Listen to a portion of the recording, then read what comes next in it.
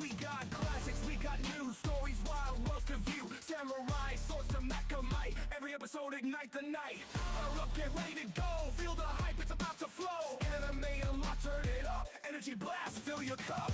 Anime unlock, turn it up.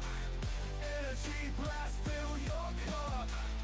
Old school, new school, never stop. It's a vibe, it's a drop, it's a bop, bop, bop. From the ninjas in the hit and miss to the stars where the myths exist. Villains rise, heroes fight, we're breaking it down every night.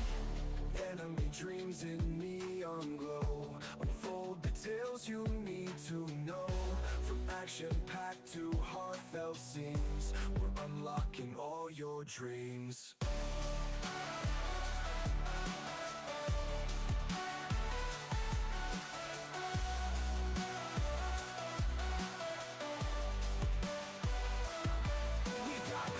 We got new stories, wild worlds to view. Samurai, swords to Mecha-Might. Every episode ignite the night. Power up, get ready to go. Feel the hype, it's about to flow. Samurai sword, ignite the night. Power up, get ready to go. Feel the hype, it's about to flow. To view. Samurai swords to mech the night. Every episode ignite the night. Power up, get ready to go. Feel the hype, it's about to fall. Old school, new school, never stop. It's a vibe, it's a drop, it's a bop, bop, bop. From the ninjas in the hidden mist to the stars where the myths exist. Villains rise, heroes fight, we're breaking it down every night.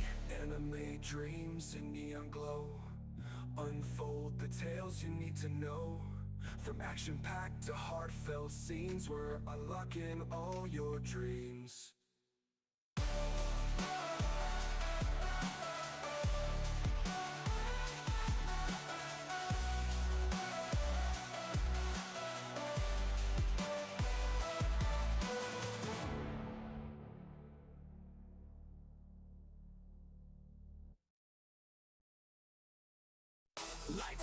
Lights flash, feel the bass, feel the smash. Black David Wally in the zone. Anime unlocked, you're not alone. We got classics, we got new stories, wild worlds to view. Samurai swords to Mecha-Might. Every episode ignite the night. Power up, get ready to go. Feel the hype, it's about to flow. Samurai swords to Mecha-Might. Every episode ignite the night. Power up, get ready to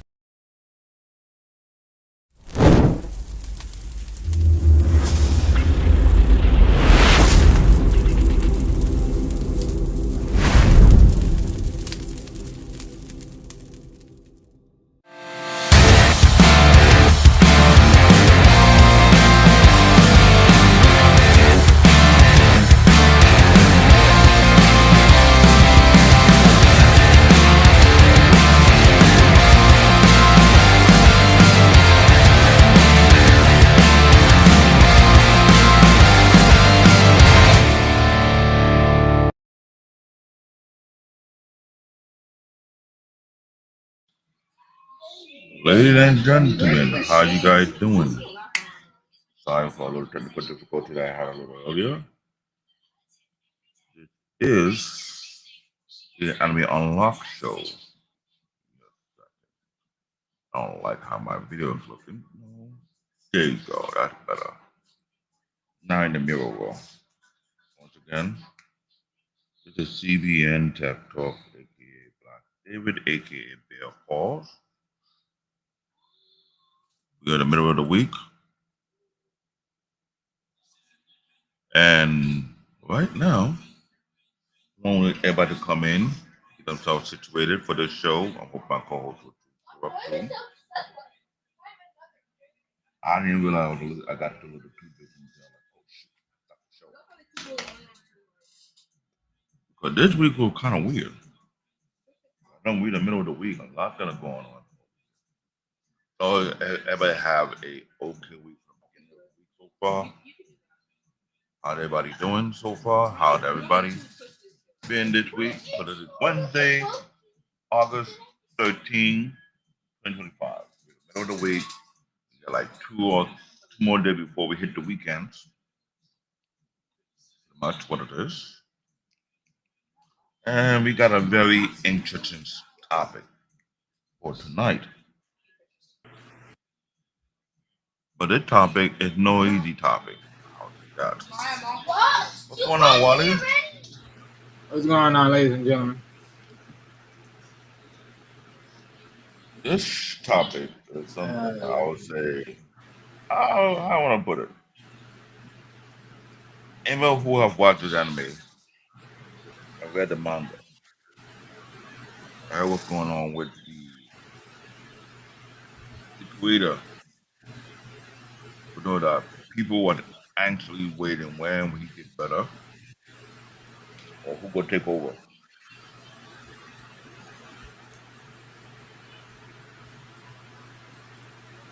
It was very interesting when you think about it that way. For some reason, this is similar to Dragon Ball in a way. If I might be wrong. Think?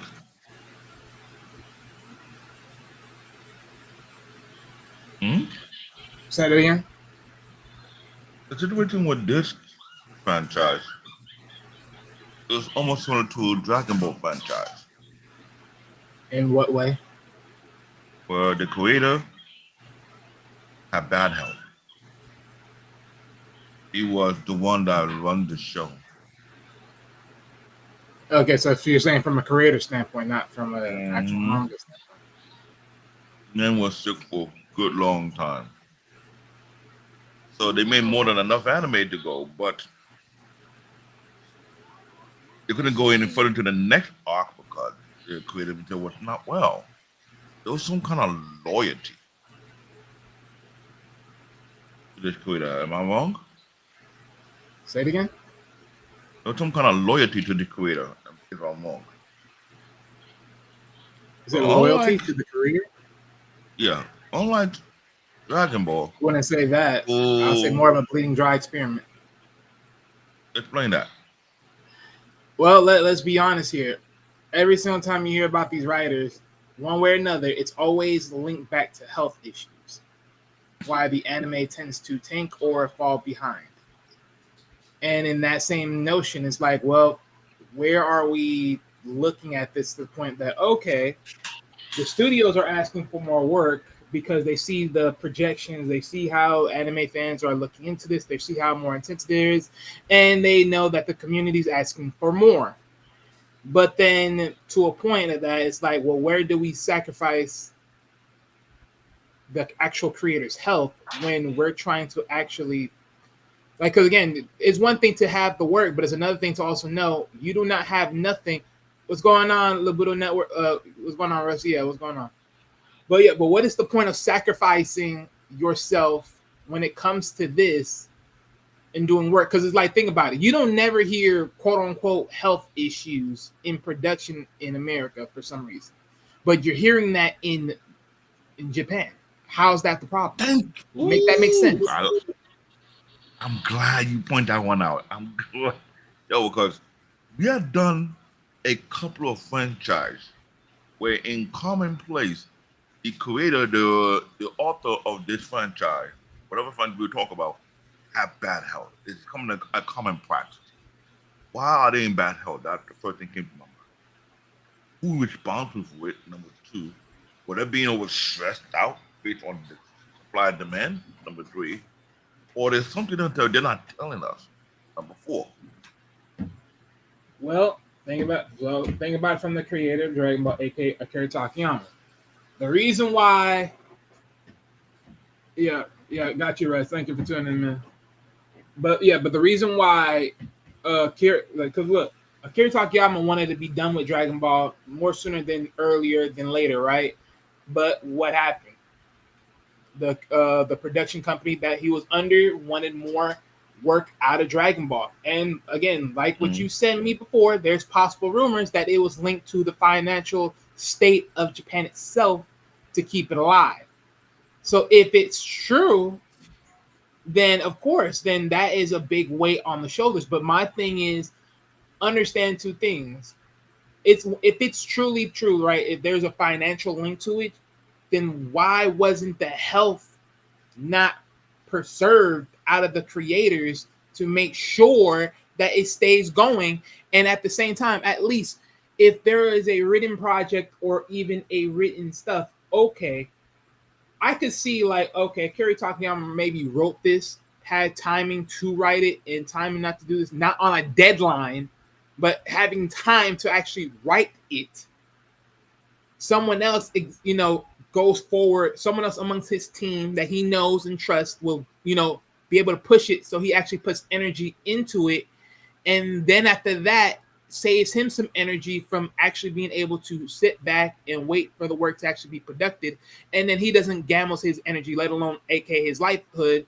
And then he goes out like this. So again, it's like there has to be a part when we have to also say, for the value of the anime, for any anime show, comic, whatever you think of, the value of the anime is by the writer. And if you're gonna keep the writer alive, then you gotta slow the fuck down.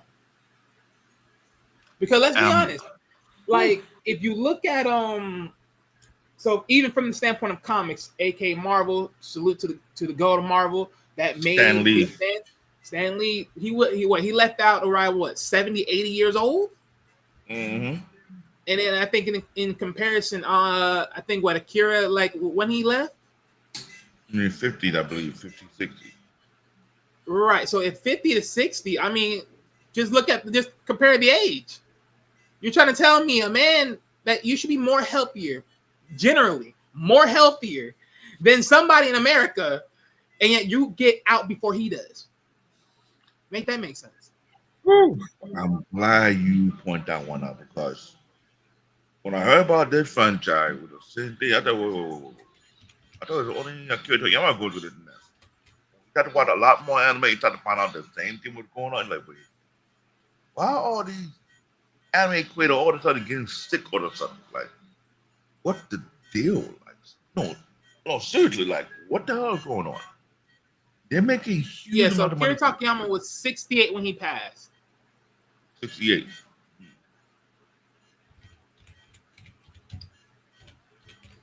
The last time I checked, he wasn't doing no heavy lifting. Yet he writing. What? He's a writer. What heavy lifting does they need to do? Like, that's the thing that makes no sense. Exactly. Right. That's why I find it very, very strange. Because I want to say thank you to Lebito Network coming in. I think they understand what was going on. Shout out to them. Salute. He came out for good work, good Wally. Understand? Right, and Stan Lee, when he passed away, was 96. Who? So make it make sense. Stan Lee, he was 96 when he left.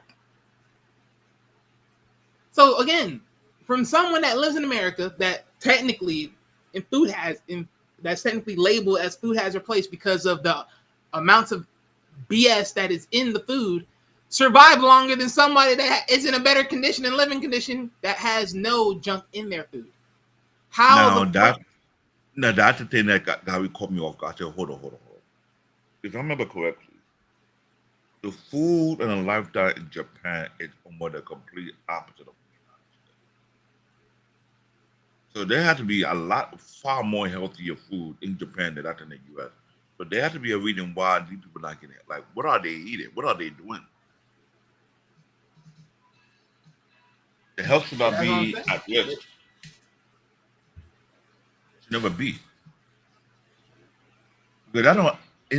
Cause when I found out there were mad people waiting for the next arc, I watched Hunter A Hunter on Netflix. I never know this thing was a beat of anime. I was like, yo. And I see where they left off. I was going forward. I said, what took them long? I started to Google it. Like a year or two ago. I tried to research it and everything. Oh, the creative health is not good. I'm like, what? What's going on? And there was a help. If you want to say, what? You want to say this one could have been an emperor or anime? Could have been. But this anime was no joke. It was not a joke at all. And I like the production and everything, but why and they don't have a protege who can help run it, just like he did with Akira Toriyama at the time, or and funny about it, they didn't go behind this creator back like they did in Dragon Ball Z franchise.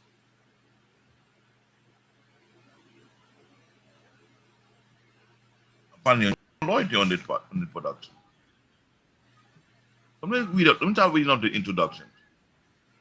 Hunter x Hunter is a play that follows the journey of a young boy named Gong Freeze. He discovered that his long-lost father, Ging, is a legendary hunter, an elite professional who can track down rare creatures, hidden treasures, and even other people. Inspired by his father's adventure, Gong decided to become a hunter himself. For a young boy, the series chronicles Gong exciting and often dangerous, or pretty much more dangerous than you think about it, adventures as he takes the difficult hunter examination. Hey, good evening, Mariana. How you doing? Befriend fellow aspiring hunters like historic Kurapika, that was a very unique name, the revenge-driven Leorio, and the mysterious assassin Killua Zoldyck. I'm not going to pronounce the way it sounds like because it probably sounds something else, but I'm not saying that word. So this is Zoldyck, that's all. If y'all want to correct me, you correct it in your head. Now, have me pronounce it the wrong way. Eventually embarked on a quest to find his father.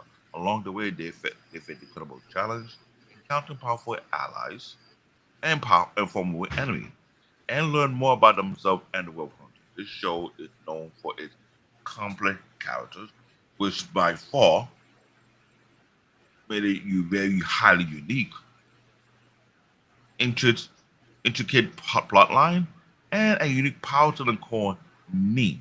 Now, I don't want to go to the next slide yet, but we were talking behind the scene how some people grade anime based on certain things, if I'm correct.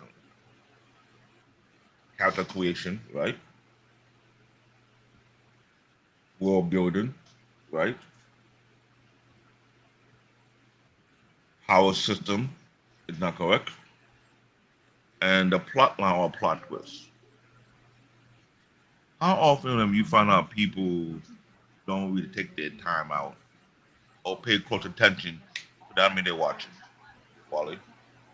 Apparently enough. Because you show me stuff that I was like, okay, oh, you see this right now.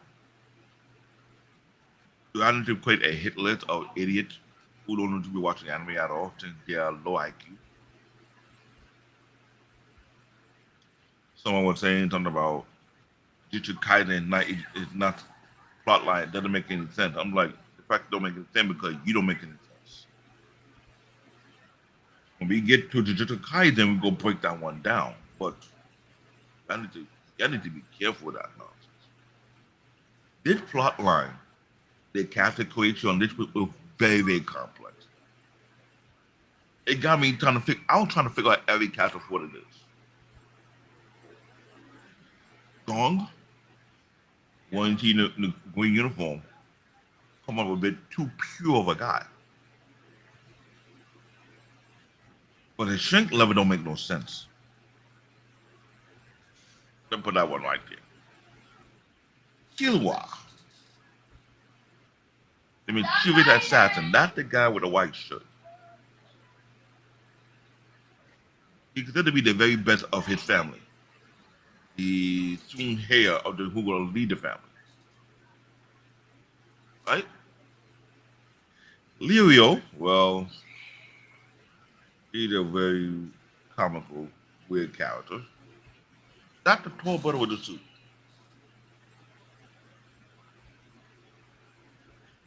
Kurapika, the one who look like the traditional uniform, the blue, white, yellow hair. That's the dude you need to be careful of. Yo, we all talk. And the power system they have, it will break it down nicely.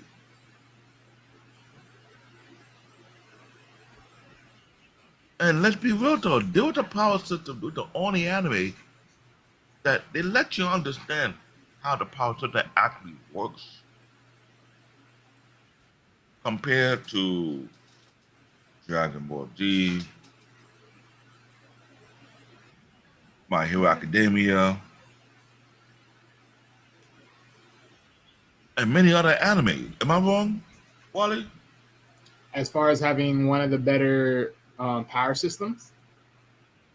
Not only power, they're able to explain how it actually functions. Well, yes. So pretty much, well, we'll get to that as far as when it gets to the slide. But one thing's for sure, the power system is very, I would say, I mean, pretty much I have no choice but to say it right now. But honestly, the power system is probably one of the best ones in anime history, period. You serious? I'm dead ass serious. I mean, let's be honest here. Let's be honest here. I'm sorry. But when you trying to tell me, if you're trying to tell me a scaling of someone else's power system, some people's power system are broken and janky with no clear visual numbers, which then after that goes over rail when you start to question what the logic is. For instance, perfect example, Goku was not supposed to beat Frieza based upon the power scaling that they pursued. So again, bull and ish. You can't sit here and tell me after a million years later that when you go into Super, Frasier magically just had to train a couple of times and voila, he's already in gold form, huh? That means you could have been that long time ago. So no. This honestly is the most respected power scaling in anime. Period. I'm calling it. I wish you would tell me otherwise. You know what? We might have a show about this. It is an interesting topic to look into, whereby I'm not sure we might hurt people feeling about their favorite anime power system. Technically, I already did. This one kind of like I already did. I'm so sorry. I already did.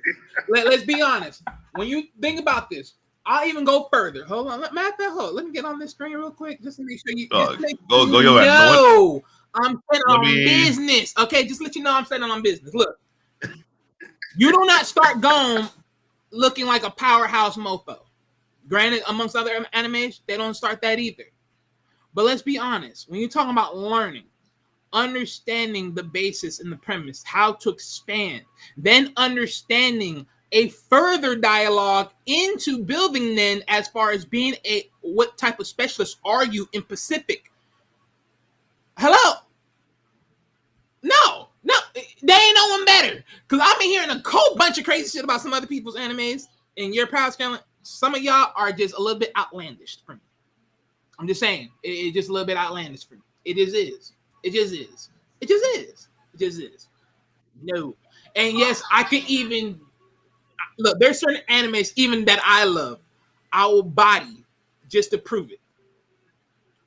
Because personally, it's just cat. It's just all cat. Sorry to say it. It's just cat. The amount of power, the amount of scaling that animes have is just somewhat ridiculous. And there is no there really is no measurement. It's like you take it from one place and then raise it up to X 100 times just to raise it up a notch. And I'm like, how do we do this? How? Now, granted, I will sit here and say within this anime, there was a stretch, and that's a later arc that I will say that they made these certain characters too powerful. But as far as the base premise of people building up their nen, which is the power structure in this is fair game. It's probably one of the best in anime. It's probably the first number one in my opinion. As far as I can remember, probably number one in my opinion. Straight up. I'm glad you mentioned that because at first, when I was watching the Dragon Balls, looking at their power scaling method, you had these, let's be real, they messed up from the beginning. They had the scouter, right? Where you can gauge people's power level, right? You need to do that into the anime in Dragon Ball Z. Not Dragon Ball, but Dragon Ball Z. It got to a point whereby that scouter has a limitation. Which means, the question is, why will you introduce such an instrument that will give people power? then you know you put a cap limit to it. That's one. Two, there's certain beings or certain people who can overpower the scouter to the point whereby it explodes upon reading. Because I'm sure Wally would agree heavily that it didn't make no realistic sense that you build a character where you have something like a scouter. So it gave people power level.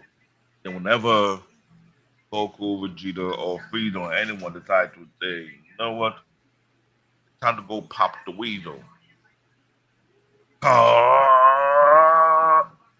This guy had to go crazy, and next you know that. So now there's no way you can gauge the power level. There's no device out there to gauge the power, so you put that into existence. So right now, there was a the power bullshit. scaling, it's a load of garbage. I know. This is why there was a bunch of bullshit with I have to agree with Wally when somebody came out and said, I don't know, you explain it to me.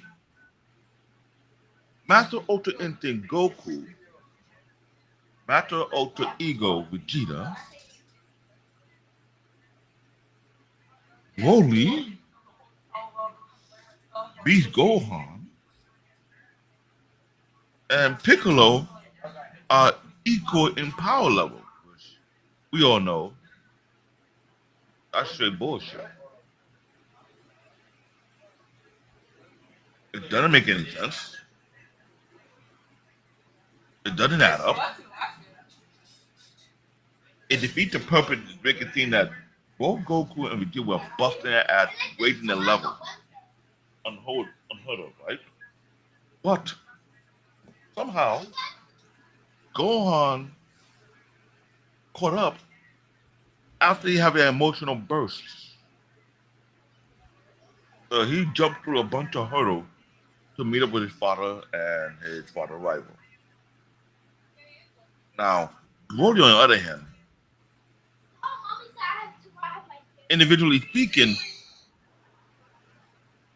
I don't think he equal to that of Goku or Vegeta. If I remember correctly, they had to feud together to kick it behind. So how are they even when they got to fuse? Would we safe to say Broly and Vegeta have not been measured yet because he's surpassed both of them? But my thing is with Broly, at least his power scaling is a little bit more understandable. Because again, Legendary Super Saiyan is pretty much, I would say, it's an amplification that is, I think, doubled or tripled that or quadrupled that of a normal Legendary Super Saiyan, of a normal Super Saiyan, I should say, right? So in this case, there is a different influctuation, but I think that's the reason why the raging out process. Because if you notice, right, when they go into apes, if you do not have control of the ape form, then of course you're gonna rage out as an ape, as the AKA Gazaru, I think properly one of those names. I know it's not the exact name, but you're gonna properly rage out, right? If you don't have consciousness. So with that said, in the same intuitive, I would believe in a sense of, this is why I say it like this, right? Super Saiyan at base form is pretty much saying you're someone that has at least some understandable control of the form you have once you obtain it, or in some form or facets. Whereas Legendary Super Saiyan is a brute form of, I would say, the energy impact, the energy from the ape that you couldn't withhold, but it's just monstrous. But at the same time, it's also just fine because you can't even control it when you're in the status of it, right? So for Broly, it's like, again, the fact that they said when Broly has control and finally turns into a Super Saiyan, the natural formation of it at least, he is even more stronger than in that form.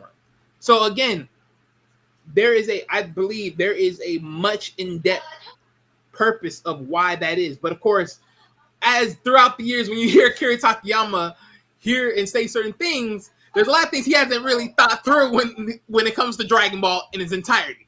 So I'll leave that alone. I'm glad you mentioned that.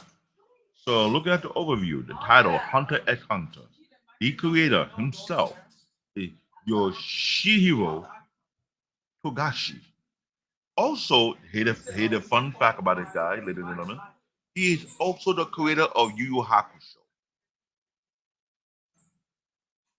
This man created a juggernaut for Yu Yu Hakusho. And I would love to sit here and say this.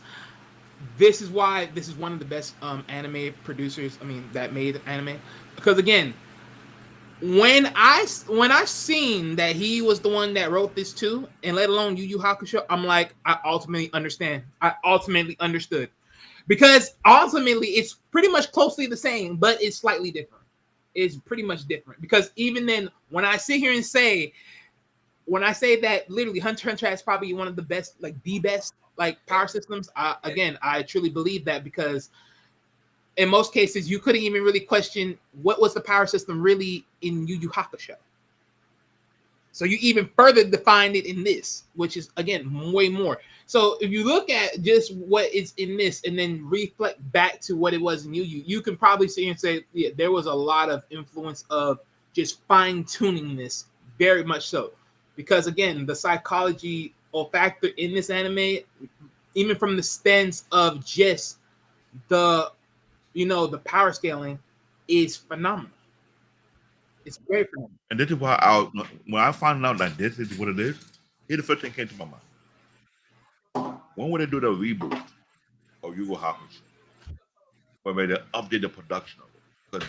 Because no disrespect to anybody, but here what I had an issue too. No one say Yu Yu Hakusho is one of the emperor or the big three. Yes. Well, it was that damn good also. Yeah. Of the 90s. It came in the 90s. It was a major hit. Yeah. No, there is no, you wouldn't find no one if you watch 90s anime that wouldn't sit here and say Yu Yu is not part of the big three. And if you do, I can only imagine what did you put in its place. Because again, in most cases, you would have to say Dragon Ball Z, Yu Yu Hakusho, and Sailor Moon. Mm-hmm. There is some swaps. You can say Samurai X. You can say others.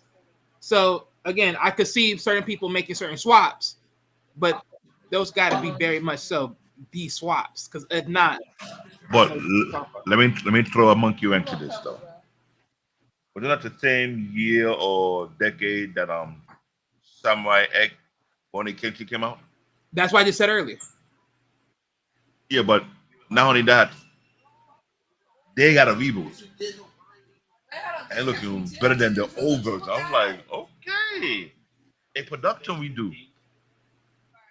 It made it even better. What about Yu Yu Hakusho? How come they didn't get the chance to go to a reboot? Because maybe the creator didn't want it. But you can do the live action version of it on Netflix. I mean, again, this goes back to the idea of the creator. Because again, the creator, you really want to put the creator through more hassle just to put on a reboot? No. Hold on. You already have the entire material of Yu Yu Hakusho, with no different from Ronnie Kenshi. Ladies and gentlemen, I'm gonna call that. All right, but I'm just gonna ask you though. The first production of Ronnie Kenshi was good as it is, but they took that thing and remastered everything. So you need the creator control on it, or you're gonna do it as it is, but with better production, better graphic, or to extend it. So I'm just gonna ask one simple question: did it really? I mean, honestly, did Roland Kenshin needed a reboot? Did Yu Yu Hakusho really need a reboot? Because all you're really saying is, oh, just modify the graphics. Okay, I mean, but do the story itself at that current time, did it needed a reboot? It didn't need a reboot, but I think what's the problem? What demand? There could be a supply demand of. No, what I'm saying is, if it doesn't need to reboot, I'm glad you said about anyone can just go back and go watch the content. I know, because that's the thing that happened with Gaiva, the bio armor. They did a reboot on that one, and the graphic of the later one were better than the first one. Of course, it's gonna be better. Come on, ladies and gentlemen. Of course, it's gonna be better. So I get the fact that they love the anime, they love the product. They're like, you know what? Let's give it a better polish. So let me ask you, I'll rephrase it again. You think Yu Yu Hakusho could have been recreated for a better production for the new fans so they can get introduced to it? I mean, you can say that about any anime. Literally, any anime. Okay. Any anime that looks slightly old-fashioned, which is almost a lot of them in the throwback days. You can say that about a lot of animes. Actual Boy went to a reboot too. I remember so that one. It's just like, but honestly, it's like if it's there, it's there. It's like, what's the point? So, you know what? That's another question to ask for another show. Which anime qualified for a reboot, or which anime should get a reboot? Because I think they. But the thing is, okay, one thing I want to put into framework is this: what is the quality of the reboot we're asking for? Because honestly, I'm gonna tell you right now, there should be quote unquote a reboot, as in a hard reboot, because the shit was just not what it is, or should it have been, based upon a manga comparison or anything else of just what they try to sell you as far as an anime from coming from a gaming perspective, aka Gun Grade. Are you referring to Yu Yu Hakusho or no? I'm saying Gun Grade as a dig, as a part of a dig. But oh shit. Yes, because that's coming from gaming, and then they choose to fuck up they had a hot streak, and then they fucked that up towards the end. Yeah, ladies and gentlemen, we had a show concerning about Gungrave, and I went in with not with a butcher knife, with a machete, because I was pissed the hell off. Wale came with a sickle, and he was doing the Green Reaper on it too. But we both didn't give that anime no mercy. Look, if an anime is supposed to be dark, you're supposed to sell a little bit. Look, again, I'm definitely gonna rewatch it to just give a good, clean context. But if you're gonna sell dark, you better sell it right. I'm just saying. AKA Berserk. You better sell it right. That just wasn't like. Don't get me wrong. Yes, the based upon how they sold it and everything, it's like, yeah, technically it's supposed to be dark, but it didn't feel like it. Not the way that they're supposed to, in a sense. And there's many other dark animes out there that it was twisted. Tokyo Ghoul was dark. Hellsing was ridiculously sick in the head dark. Yeah. A nice twisted way. We were like, hello. Ninja Scroll was dark and like up in the head. Like, seriously, are you bringing any type of topic up in here? And we do know that we're going to bring it in modern time. Know that got canceled. Ninja Scroll that got canceled. But look what I got canceled 10 times over. Right, Wally?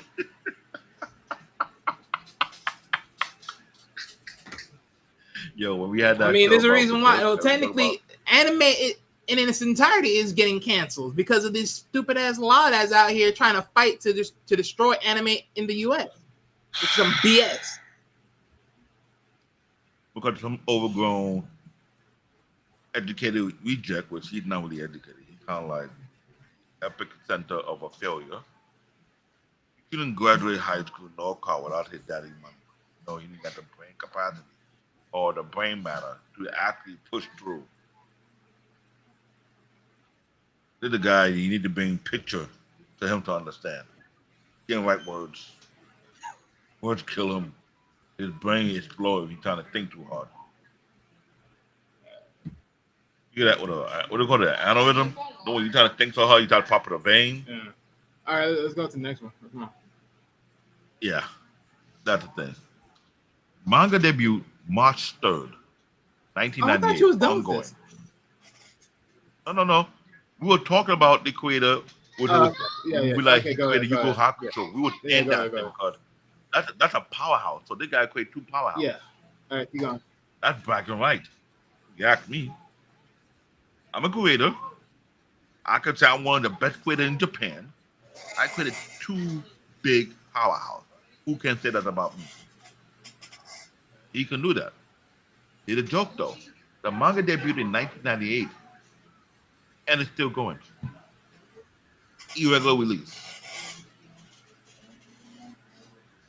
Genre: action, adventure, fantasy for real. Martial art, ridiculous. Philological. Can we say this anime is almost dark too?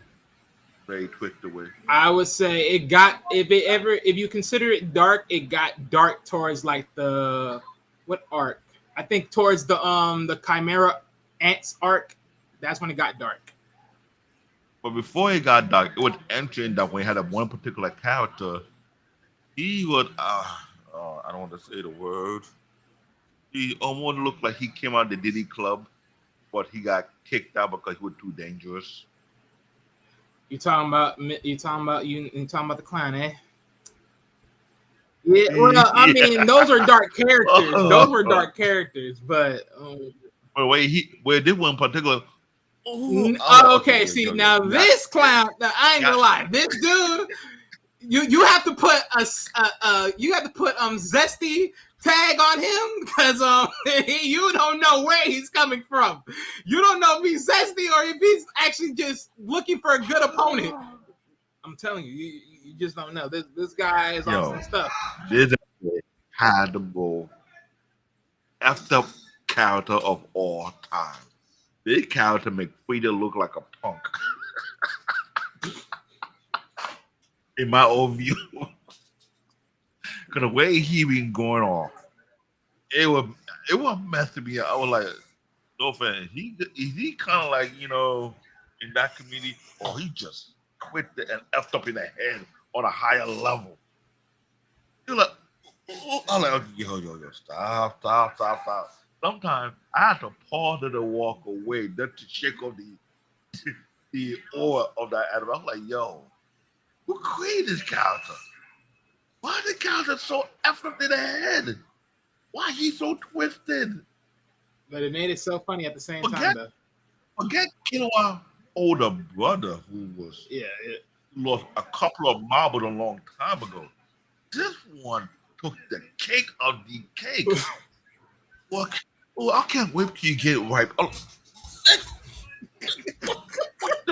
Hey, no. When you said that, I was like, wait a minute. Hey, wait a minute. What type of prepping is this? No offense. This anime, ladies and gentlemen, if you haven't watched this anime, my warning, advice to this is the anime. You cannot have a drink and enjoy the anime without choking and you shoot the drink out of your nose, or you're eating and that part kicked in and you no one dared to do CPR on your behind because you were eating something and that thing just threw you off. I will not advise you to eat no drink when you watch this anime. We'll talk. It was that messed up in the head. This character was doing me in a way whereby I was like, is he what then P. Diddy? He's scary. The thing he be doing, the risk he be taking. I'm like, hold on. How this guy, and this was the villain that they had to collab. I'm like, no, in fact, I will not. You cannot make me collaborate with this kind of villain. I mean, honestly, I'm sorry, he's not even a villain. He's just an opportunist looking for a good fight in very questionable ways. Highly questionable ways. Not very high. The way the guy was coming off, I was like, yo, this is real serious psychological attack, PTSD through the anime. This man. Imagine they made the guy a serial killer. He made Luffy. A whole another type of way. But let's keep going. Whew. And mystery. The character talk about it beyond a mystery. You don't know what's going on in his head. I can't even tell you a psychiatrist. A psychiatrist will quit his job to talk. Oh, we know what's in his head. He says it clear. Yeah. The premise: in a world where a licensed hunter can access secret information, that works in the Secret Service. You ask me. Travel freely, dude. If we have that type of system in today's world, I would have joined that system a long time ago. Able to travel in that world. We're not paying a freaking dime, but our Aquaman doesn't work the risk. Seek real treasure. Hunter X Hunter follow Gon Freezes, a boy who learned his long-lost father, Ging, is a legendary hunter. Determined to meet him, Gon set out to pass the rigid hunter exam, which was sick. Get caught up in a much bigger world of Nen, life energy system, and dangerous adventure. Well, And look how they qualified Nen, the life energy system. And for those that are wondering, the clown is right there at number 5. That son of a gun.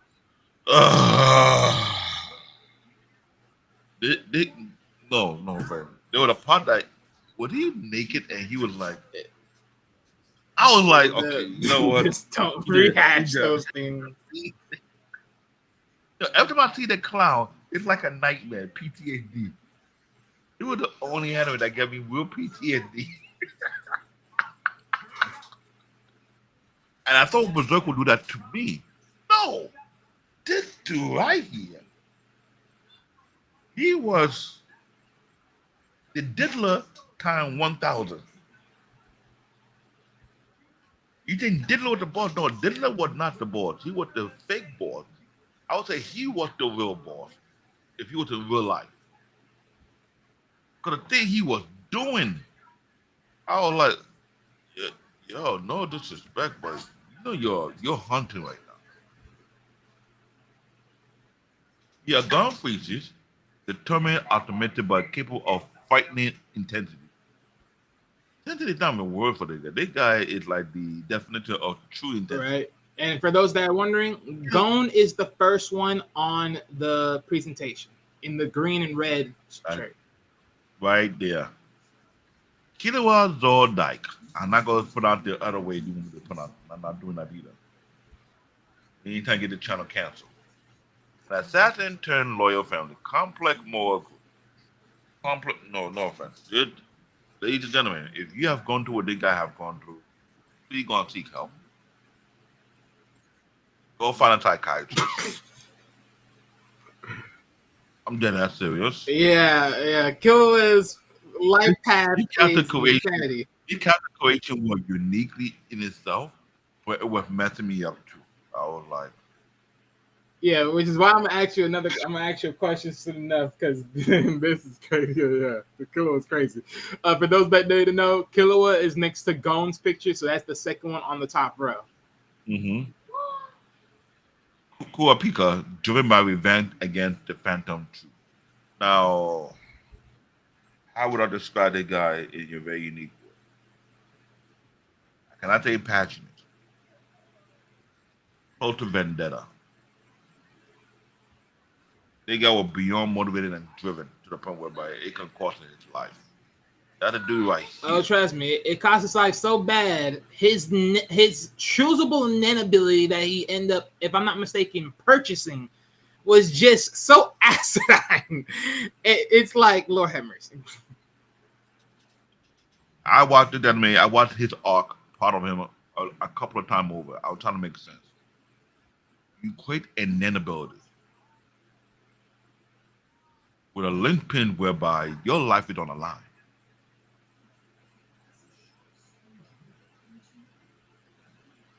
It was more like I can't call it a fail-safe. It was more like,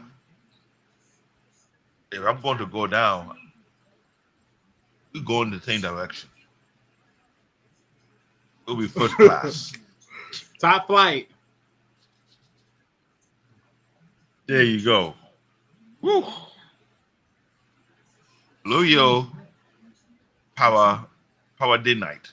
This is a real weird name. He has one of the more. I don't know why they made him give it his last name. His name alone is complex of itself. The character did not embody that last name. It was a paladin. He didn't act like a paladin. He acted like, yo, what's up with you? And yes, according to the adaptations, comic relief at first, later shows strong leadership. He was confused after that. He was definitely like, if you seen this guy, you think to yourself, oh, he's a serious catch. And next thing you know, it's like, wait a minute. So he's the funny character in this whole thing? Okay, interesting. And this was the darkest of all dark character, Hisoka Moro. And they say he's a sadistic magician. Sadistic don't match the level of sickness this guy has. He went and broke the scale on sadistic. His thirst for strong It was opponents is broken. incredible. Which is funny to me because literally, if he wants a strong opponent, all he has to do is just ask Killua's older brother and be like, "Hey, can I fight your family?" Because if you want to fight somebody, you want opponents, bro. Yo, there's enough of them bitches in Killua's household that you can get body by. Man, I'm talking about a whole bunch of people. And the thing is, they say he's a sadistic magician obsessed with strong opponents. No offense. He broke the scale of sadistic. He molested the scale of a sadistic. He bamboozled the scale of sadistic. He robbed the scale of sadistic. He took the definition out of the book and renamed it him. Oh man.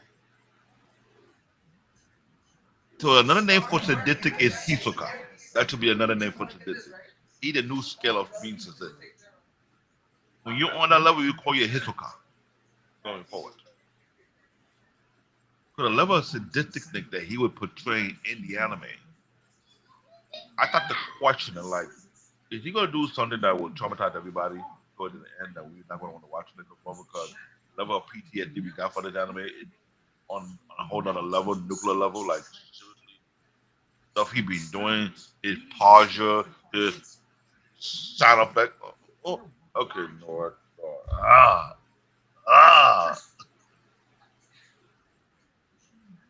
This guy right here was the epitome of a psychopath. Pretty much. Now, what obsessed is not the word. So mentally Psychopath broken, so mentally ill. You want to give it all the psychopath? Put him in the play. You make sure nobody outside psych him.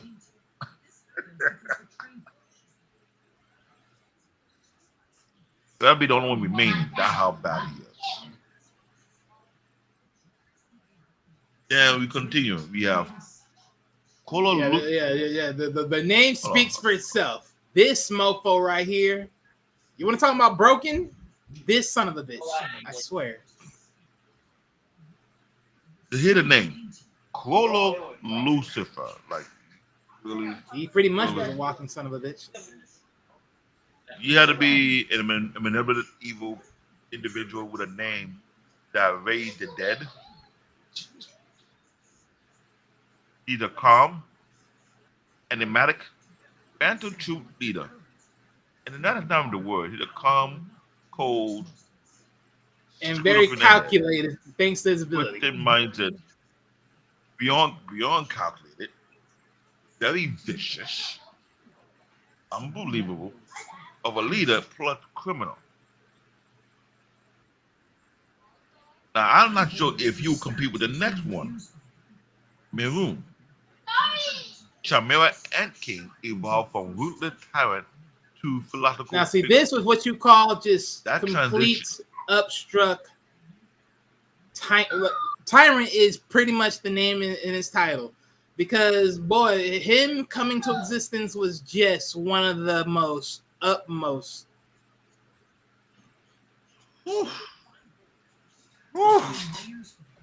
Yo, my son. Well, let me bring my son over here. Over here.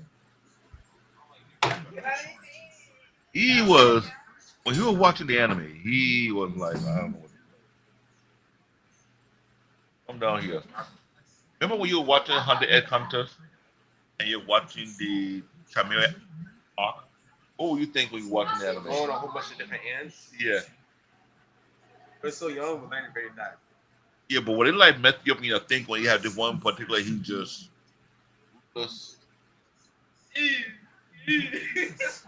My son was looking at me like, how did I been watching that? I'm like, hey, he watching himself afterward. I can see his facial expression because it traumatized my son to a degree. And now my daughter want to be in the mix because I asked him. Forgive my kids. I like to ask my son question more about the anime than my daughter. This one here is can go bye. Bye. I didn't use my laptop today and it locked. I will do that later. I'm on the show right now. Look at this girl. Bend over and oil up. There you go. Gosh. I only asked for my son's input. I didn't ask for her input. She's trying to sit Anyway, there and prove. before I we know move more into just the as much as he topic. do. Yeah, ego trip, right? So, Miru with the character whereby there's a huge question mark. If he was remain alive, what would he have become? That was the question. Ging freezes, gone elusive. Okay, let me rephrase it. Ging freezes, gone deadbeat father, very elusive, very unreasonable. Yes, he's a genius level hunter, but he did bad example of a father. Deadbeat father. Dude, if my son is hurt, I'm not trying to just appear. Oh, okay. So we're gonna go here with that. We're gonna go here. Look, let me tell you something. If we have to do the battle of deadbeat fathers, I'm telling you this right now. Oh Lord. Ging Freesis is not a deadbeat father. Unlike someone Really? else in anime that I would quote more of a deadbeat than him in a sense. Mention his name. Oh, I think we all know. I think we all know. There's so much dick to this anime. It's so Mention sad. it. But look, if I had let's okay, go look, at it. if we had to point it out, right? Because I do believe, I don't think so. He's a deadbeat father. I don't believe that. Again, you have to. Again, wait a minute. What? Okay, if we call him a deadbeat father, what by definition are you calling him by a deadbeat father? What are you saying? Watch One, when in the anime, the man dipped out on his kid. Didn't raise his kid. He left it with a. Ladies and gentlemen, remember, he said raise his kid. He didn't raise him. Watch this. Keep going. Keep going. You know, I got the counter. You know. Keep going. So, as I was saying, he didn't raise his son. He left his son behind with a good friend of ours, female friend of his. I'm wondering, was this female friend one of his plaything or was someone that he knew? Because, yes, he was a baby. He left his baby behind. He dipped. Haven't been seen for years. The son grew up in a very, very unique environment whereby he was cheerful and everything. I get that. You're wasting time. Bring up the next reason for why he's a deadbeat. I'm waiting, sir. I'm waiting. Yes, you're long stroking for nothing. So I'm not long stroking, okay? I wasn't long time pointing out. I'm painting the You picture, listen. Just get to the points. because if that's the case, you can say all the real life father who did same thing out here, they're not deadbeat to begin with. Whereby they have to stay with the mama. They just and dip, right? They don't have to be around to raise them, right? They could be by the distance, say that he sent some what they call child support money. You don't call that in this realm. It's something else you would call it. But in our realm, we call it child support money. But he's still a good dad, but he's not a deadbeat dad, not being. I'm still waiting on this point here. You just... When his son was looking for him and he got injured, come up in the half of the bed. No, he did not come out. He said, I trust his friend will help him out. Yeah. When he got caught in the auto and his son came to look for him, he like, hold on. This is what you got to do. I'll be here. But no, he dipped, left a note. Well, I couldn't wait for you that long, but I had to be telling you to find me. Your son had to go on a world-class wild goose chase just to get your ass. Really? Are we serious here? If he's not a deadbeat, then based on his description, a lot of that in today's world, not a dead beat for not being there. Am I correct? Okay, so let's hear this. You said A. You wait. Oh, I'm gonna give you the argument. So you said A. He didn't raise him. He wasn't there. What else is there?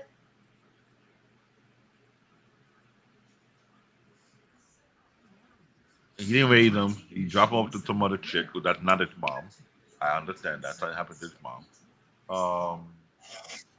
Whenever his son get close, he dip up even further. Never stay behind. I mean, when was he really ever close?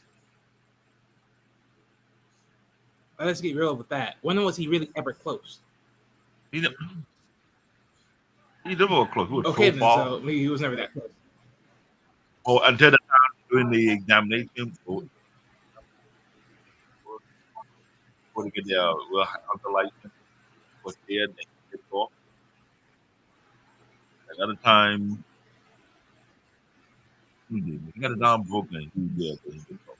Another time, he was there for order for the hunter license. Wait, say that again. You were speaking clearly. Go ahead. You see, first time he was there, if I remember correctly, when he got his arm broken. Second time he was there for the son through the election where he was in the sick bed. He didn't stay behind to check on his son. He said, okay, did let my son know I was here. So wait a minute, pause. So what you're telling me by this second point here, right? That Gon was so far in finding him that he was so fucking close in seeing him in every which way. Okay, that's a deadbeat. Okay. Mm-hmm. Okay. So give me your argument. I mean, so wait a minute. So who the worst you're trying to tell me that's the only argument you have, raising him and being far away from him. That's it. Hey, I'm a father. No, I'm just saying. You're saying that him being a deadbeat was not him raising him being far away. Okay, the thing. If I could do the same thing, that might not be here by my kids. I mean, I'm not gonna agree with this notion, but I'm just gonna say just for what it is. Isn't it valid that in today's world they say that fathers technically don't have to really quote unquote be there for their kids until they're at a certain age at their life?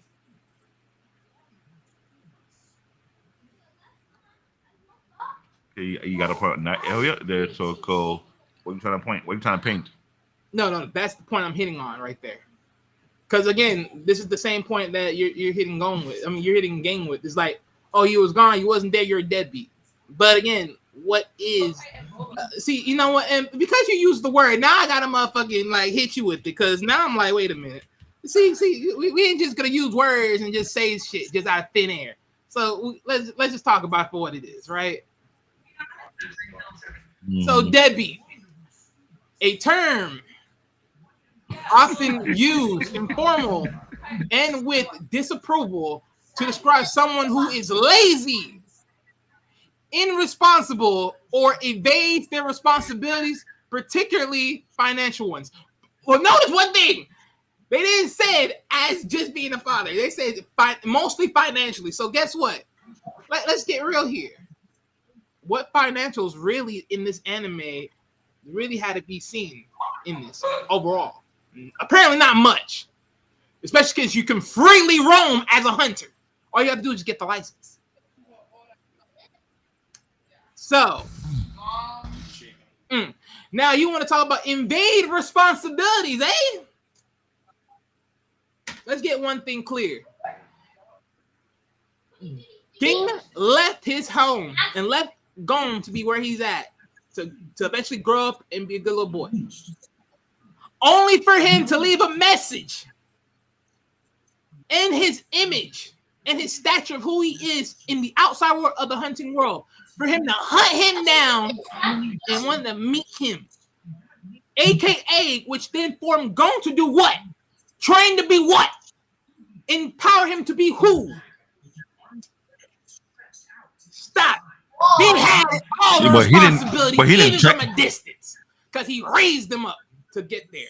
He pushed him to get there. Even in the arc where he had to go into his own game to get there. Again.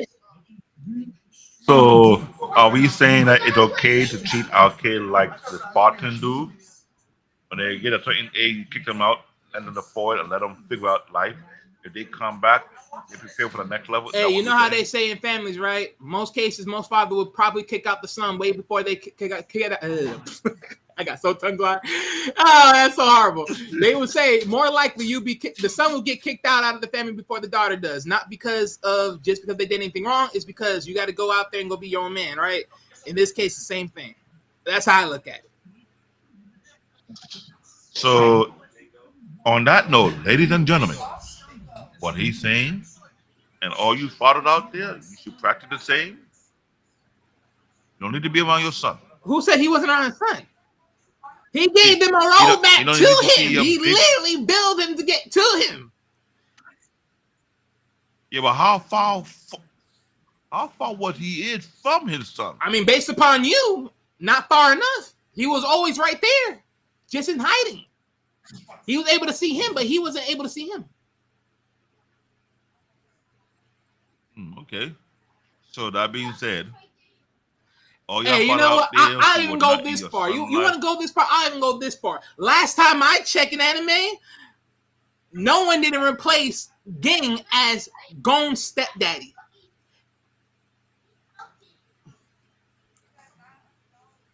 If you wonder what I'm pointing at, I'm putting a dig as Piccolo was raising Gohan way more better than freaking Goku did. Yeah, let's get there. Let's get there. Let's get there. Let's talk about it. Let's talk about it. Let's talk about it. Let's talk about it. Let's talk about it. Let's talk about it. Let's talk about it. Oh, hey, wow. yes, I'm I want coming to in here. curse so bad. That was a low blow. I give you that. Everybody who watched Dragon Ball Z, we all know Piccolo was the stepdad to Gohan. And remind you now, there was a time in that anime. Remember, Gohan was flexing whose clothing wear? Yeah, talk about it. Let's talk about it. Let's talk about it. Come on, where's the comeback? Where's the comeback? But here's the joke. Yes, he was a stepdad, but he wasn't banging his mom. Okay. I mean, let's be honest. Based upon Piccolo's terminology of finding out why Saiyans choose mates, he wouldn't choose the same mate as Goku and Vegeta would have. But that's the problem. He doesn't need to because technically, last time I checked, Namekians don't need a mate to produce. AKA Piccolo scotch-free from all the bull that men have to face. That is true. Woo! I thought it. I think I know they will be coming because Goku was the epic story of a deadbeat dad, and the person who would be more father-like to his own son was Piccolo on multiple levels. And Goku was like, "Now, hey, Piccolo like Goku. Oh, you tell me to leave us." And look, don't get me wrong, right? I know, like, people will try to say, like, oh, about, when, Goku let Gohan face Cell. But let's be honest. This is the same Gohan that had enough courage to face Frieza and put a mollywop on him. So, yeah, I think there is some sensibility that Goku was in the right to do what he did. But in the same senses of actually being able to train somebody, raise that boy, and see him as his own, and then have thoughtful moments. I'm sorry to say this, but Goku, yeah, bruh, you in question. You in question. I have to agree. You are in question. Shoot me. Even Vegeta, that doesn't look like a good daddy, is a better daddy than Goku. God damn. Does anybody have any rejection to this argument? I wish someone would. I wish someone would. I wish someone would. Because, yes, most people could say, well, Vegeta wasn't as attentive to Trunks as he was then, Goku was with Gohan. And granted, I'll say this in fairness. One thing I'll give you for that fair quotient, if you were to say this, is this. At the end of the damn day, does Gohan not learn the Kamehameha technique? Yes, he does. Does Trunks learn how to use the Gallic gun technique? No, he does not. That is the only fair comparison I'll give, where you have to question that as far as Vegeta with his son in a relationship. But notice one thing. Here's another thing I'll also put in contention. When that man chose, even at his worst in the anime, he still chose to save his life, put his son to sleep, and told him, "I'm sorry, boy, but I have to go out here and guns blazing and put this ninja you call Boo to sleep," even though that's not what happened. But hey, look, even at his worst of feeling like shit in the most complexual way, Vegeta still chose to be a respectable dad at the end. No questions asked. And I'll say this to this comment right here. Again, I have very much proven without many contexts, Vegeta has literally outwitted Goku a few fucking times throughout the fucking anime. I'm gonna just say it again. I don't think I have to keep going through this every single time. Especially when I prove my points versus every single time. Literally. Point for point for point for point for point scenario. Somebody say otherwise. And yet the same persons can't argue me based down on anything. Because again, I said this very clearly in the first arc, in the Saiyan arc. If you think that Vegeta did not beat Goku, bullshit. Because again, if the story was changed slightly, if Nappa had a little bit more brains and listened to Vegeta, knowing that Vegeta can make the artificial moon, again, you have two great apes that more likely so have perfect control of the ape form. Meaning what? You molly-whopping everyone on fucking Earth. I rest my case. Though, when I saw this anime, I ain't gonna keep going. I was conflicted who did that be dad, Ging or Goku? Because I mean, look, don't get me wrong. You can say in a lot of ways, like responsibility-wise, they were like non-present. But again, you got to think to animate a lot of the ways how these guys choose their parenting styles. Again, it's not like they were ultimately far gone from them. In that honesty, this is not the case. And so their ways of doing it is just. And this is where there's a difference between people that actually can argue and then people that can't. But hey, whatever. You keep throwing those little slight digs and make it seem like it's worth something, because it ain't. This is why your anime still is on crack steroids. Yeah. You want to go there? Let's go there. You want to play tit for tat? We need the sound effect. Oh shit! Because again, I don't do the poop, poop, poop, poop, poop. I do what it is. You don't like it? Cry to your mama. I'm sorry. There's some anime, when you watch anime, you have to have a question for it. Like I said, when I watch Hunter x Hunter, I will compare him to Goku. Like, who's worse than being a father? Like, for real. Yeah, I hate to say it. I really do hate to say it. I mean, there's probably some other ones. He was right. I don't Piccolo, think there's not a lot. everybody who watched Dragon Ball, Piccolo was the better stepdad than Goku being a dad. He was more concerned about Gohan's livelihood. And I'll even get this one, right? Because some people can even say, like, it technically be known in Yu Yu Hakusho, right? Technically, the original father of Yu Yu, you could say he's a deadbeat. I mean, we came to him towards the end. Yeah. That's another one. I mean, another you can sell it however you want to, right? You can sell it however you want to. It really don't matter, right?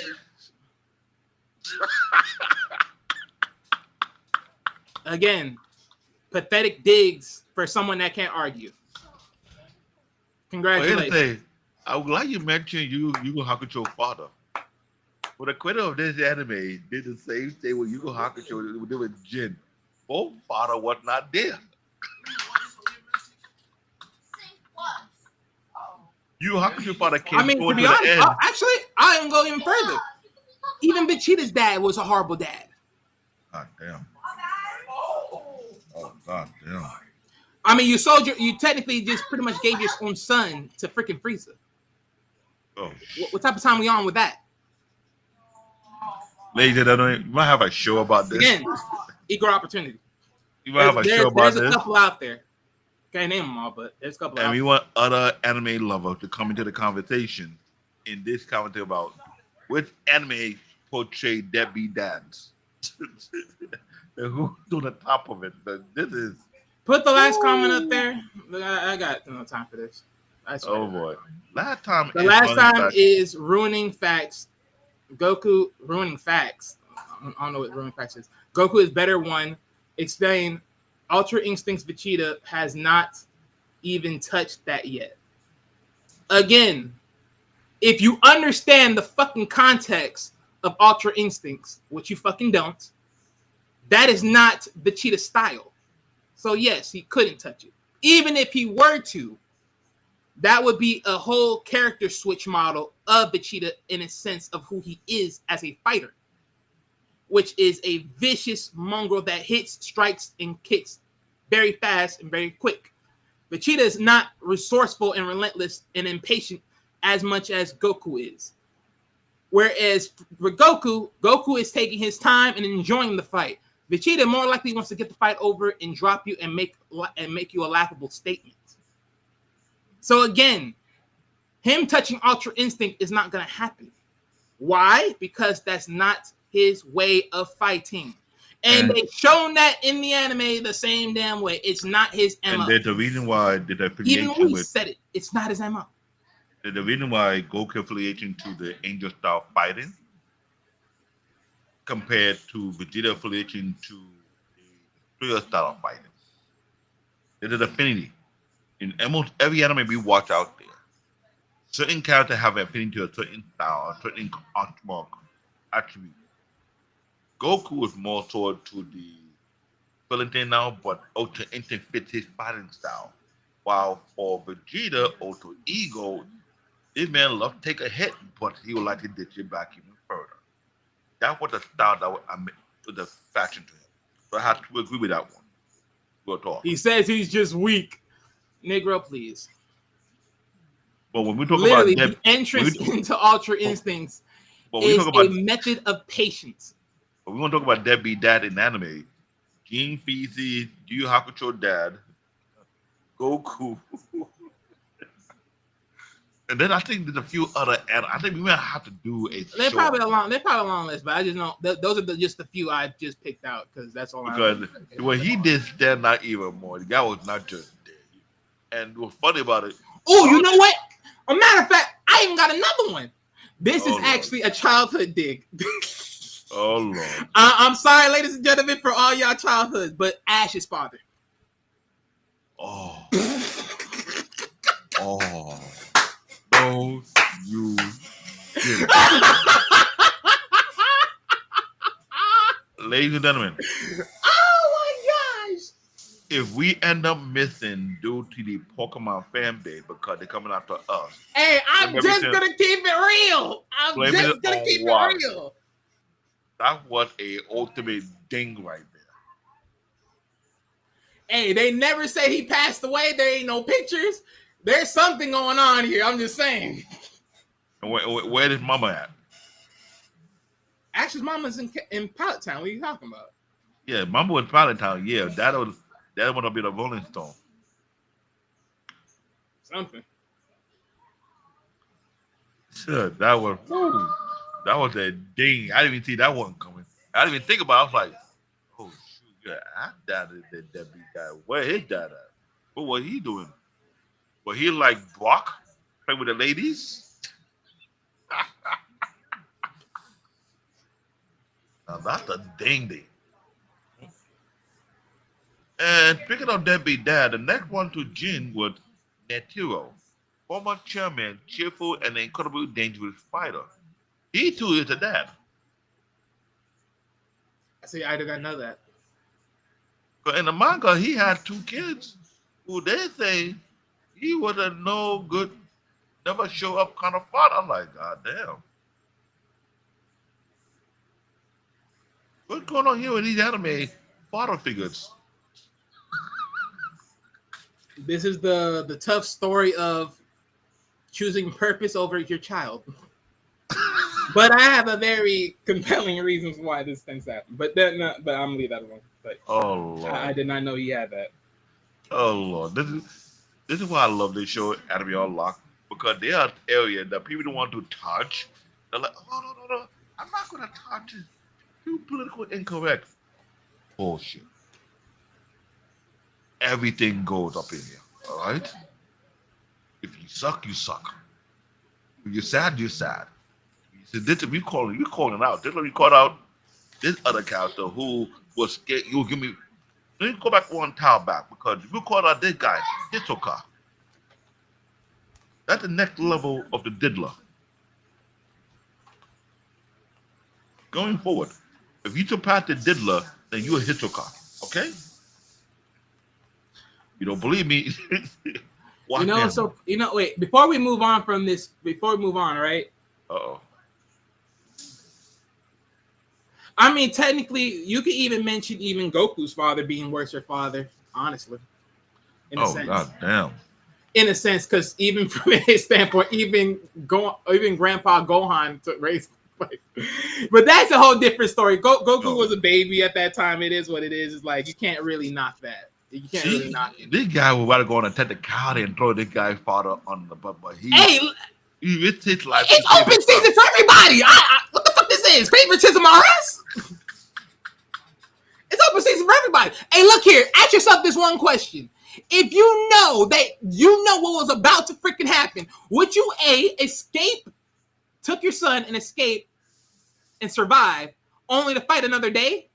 Or would you get obliterated and then just die for nothing? And by die for nothing, meaning you died for something, but reality is you should have did a smarter move because you just wasn't there right now to do what you did. I'm telling you, a lot of anime watch without to dissect the anime. Okay, who the deadbeat in this anime? Who the weirdest one? The way we dissect the anime on these shows right now, got to notice on traits. You like, hold up. To me, Jin come up to me as someone. I'm not sure if you really have one son. Wait, say that one more time. Jin Faces come up to me as a person. I'm sure he don't even have one son. Oh, here we go. Peter had to throw this one in there. Oh. Now, you probably looked at One Piece longer than I have, so you can say that for sure. Oh, wow. What about that comment is Dad? for you, sir. That comment is for you. Hold on.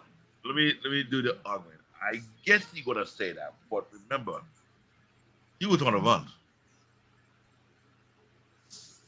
He was trying to protect his own identity.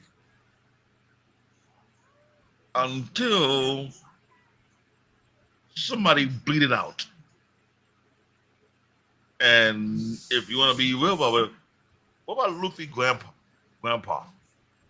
You fall in the category. He was like, oh, so Dragon is his dad. Really? You dig your nose? Like it's some small thing. And everybody was like, Dragon, I did. And everybody was like, when you first came in, so your grandson sleeping. Your grandson was injured. All you did, you well saying hello.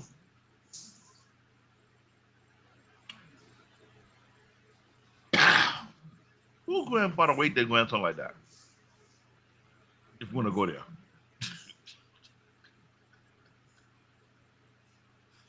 To the point where but that guy was tearing heavy, grabbing on his hair, like yo, why? Like this man gave the ultimate noogie. Noogie wasn't no lightweight noogie. Noogie will give you, I don't know how many lump on your head. 1, 2, 3, 4. When anime, it's level to the number. When you get hit in the head severely hard, the lump on your head is multiple levels. It's an impact. If it's 4 and up, that was severe.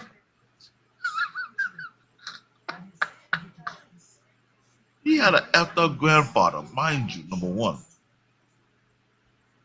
which was scary. Two, his grandfather was infamous.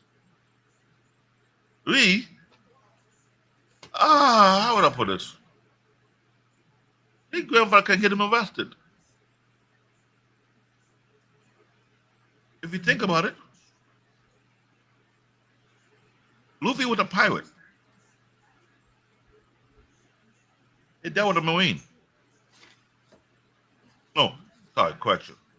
It wasn't a Marine. Let me rephrase that. His grandpa was in the Marine. His dad was in the Marine until what he saw in the Marine, he decided to say, you know what? No. We'll create our own army. Both the father and the grandfather were famous. So I'm like, what's going on with my mouse? I'm trying to hide this thing and keep clicking on it glitching. Maybe because I'm talking about Luffy fatherhoods or Luffy parent, they're doing something with my computer. If you're a dragon, if you're a GOP, please leave my computer alone.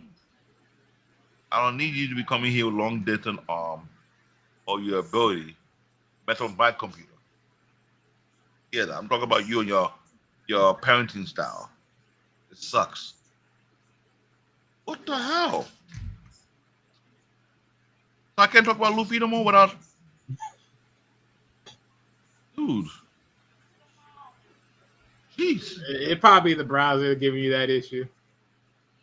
Because I was calling out both father and grandfather. If you want to talk about deadbeat dad, Peter was correct. You can throw Luffy in the mix. What about Luffy dad? But let's be real. There are plenty of times Luffy dad came to protect Luffy.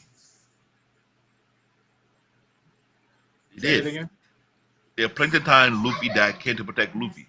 At the one time in particular, he stopped Smoker for arresting his son. Let him know you're touching the wrong son. Mind you, have to be. He have his people monitor his son from a distance. Just in case of the assistance. He have people in his circle who had to go undercover and do things for him on the behalf of his son. So, I won't say he was a deadbeat dad, but I can say this. This man was really there for his son in a very unique way. So, this Hey, would you be a know what? I challenge. just thought about another character, just for shits and giggles. For the Pokemon fan base, I'm so sorry, but again, I'm just gonna throw this in there again. Isn't technically Gary's daddy another deadbeat technically? Who? Gary's daddy. You know Gary Oaks, the rival to Ash, first season, like first 2 or 3 seasons. Oh Lord. Yeah, because like in the game, it's the same character model, but they will call him Blue. So I'm guessing what Blue Oak that they used to call him, maybe Gary Senior. I mean, where is he in the anime? Again, they don't ever pronounce dead. Granted, he is with Grandpa, but they never pronounce dead. I'm just saying here. What's up? I hear you. So what is going on with my mouse? All of a sudden, I'm getting all these weird glitches. It's probably the browser. It's probably the browser because it sort of look like you're sort of moving slow a little bit. But real quick, let's get into it a little bit of some questionnaires real quick because I do want to ask some questions now that we get to the character part, just to mix it in. Go ahead. So, one of the questions I'll ask you right now, to your opinion, who has the best character development in Hunter x Hunter? Oh wow, that's an unfair question. I mean, you still got to choose. I mean, again, this is in your opinion. Let me tell you why I say it's unfair. Because the answer is almost a two answer. But we have two different characters. And this is It why I was said it's an opinion. It almost like, I can't say polar opposites, but together they're very, very unique. It's both Gong and Killua. Well, of course, but that's what I'm saying. You gotta choose one.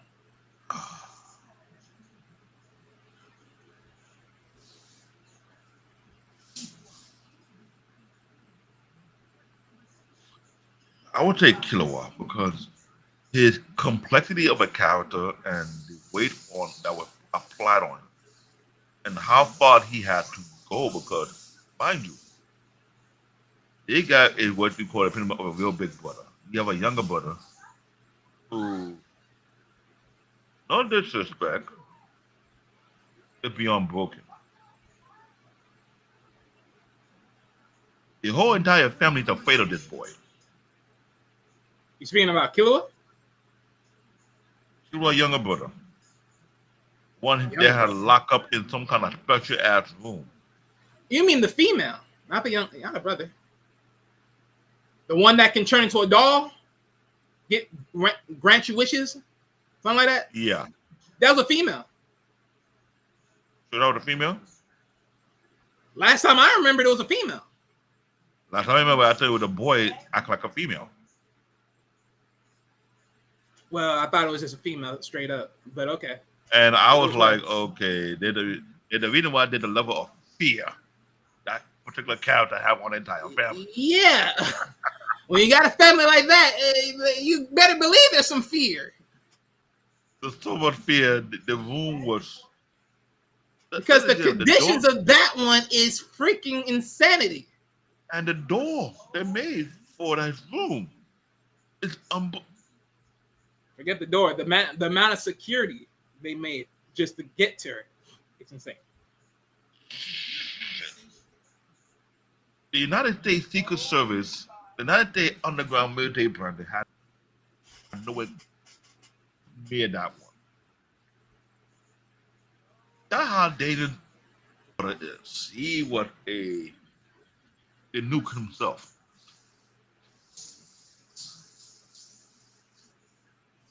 Proceed with cautious, aka Naomi. Hey, I got to tell her. Yeah, well, you got to I proceed got with her caution line. because if you don't know what you're dealing with, you might screw yourself over for sure. And that is a You have to cool be line. very mindful of what you're dealing with. Proceed That. with cautious.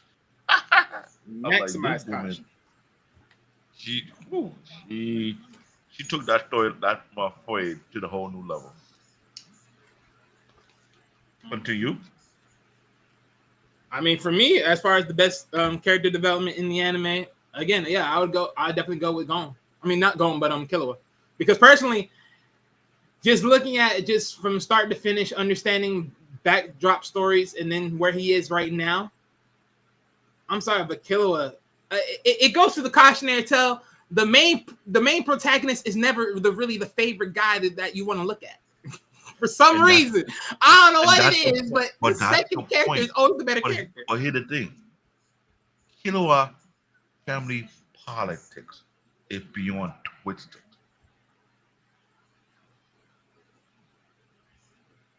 It's like everybody got a hidden agenda. Your not your oldest brother, your older brother trying to bring you under his submission, but the whole time he cannot. You just playing along, just jerking his chain, and you're like, oh, you know what? I'm done. Thank you for the massage. And he want to tell you, he give it a look like, know your place. I can end you right here. The dynamic in that family is very like.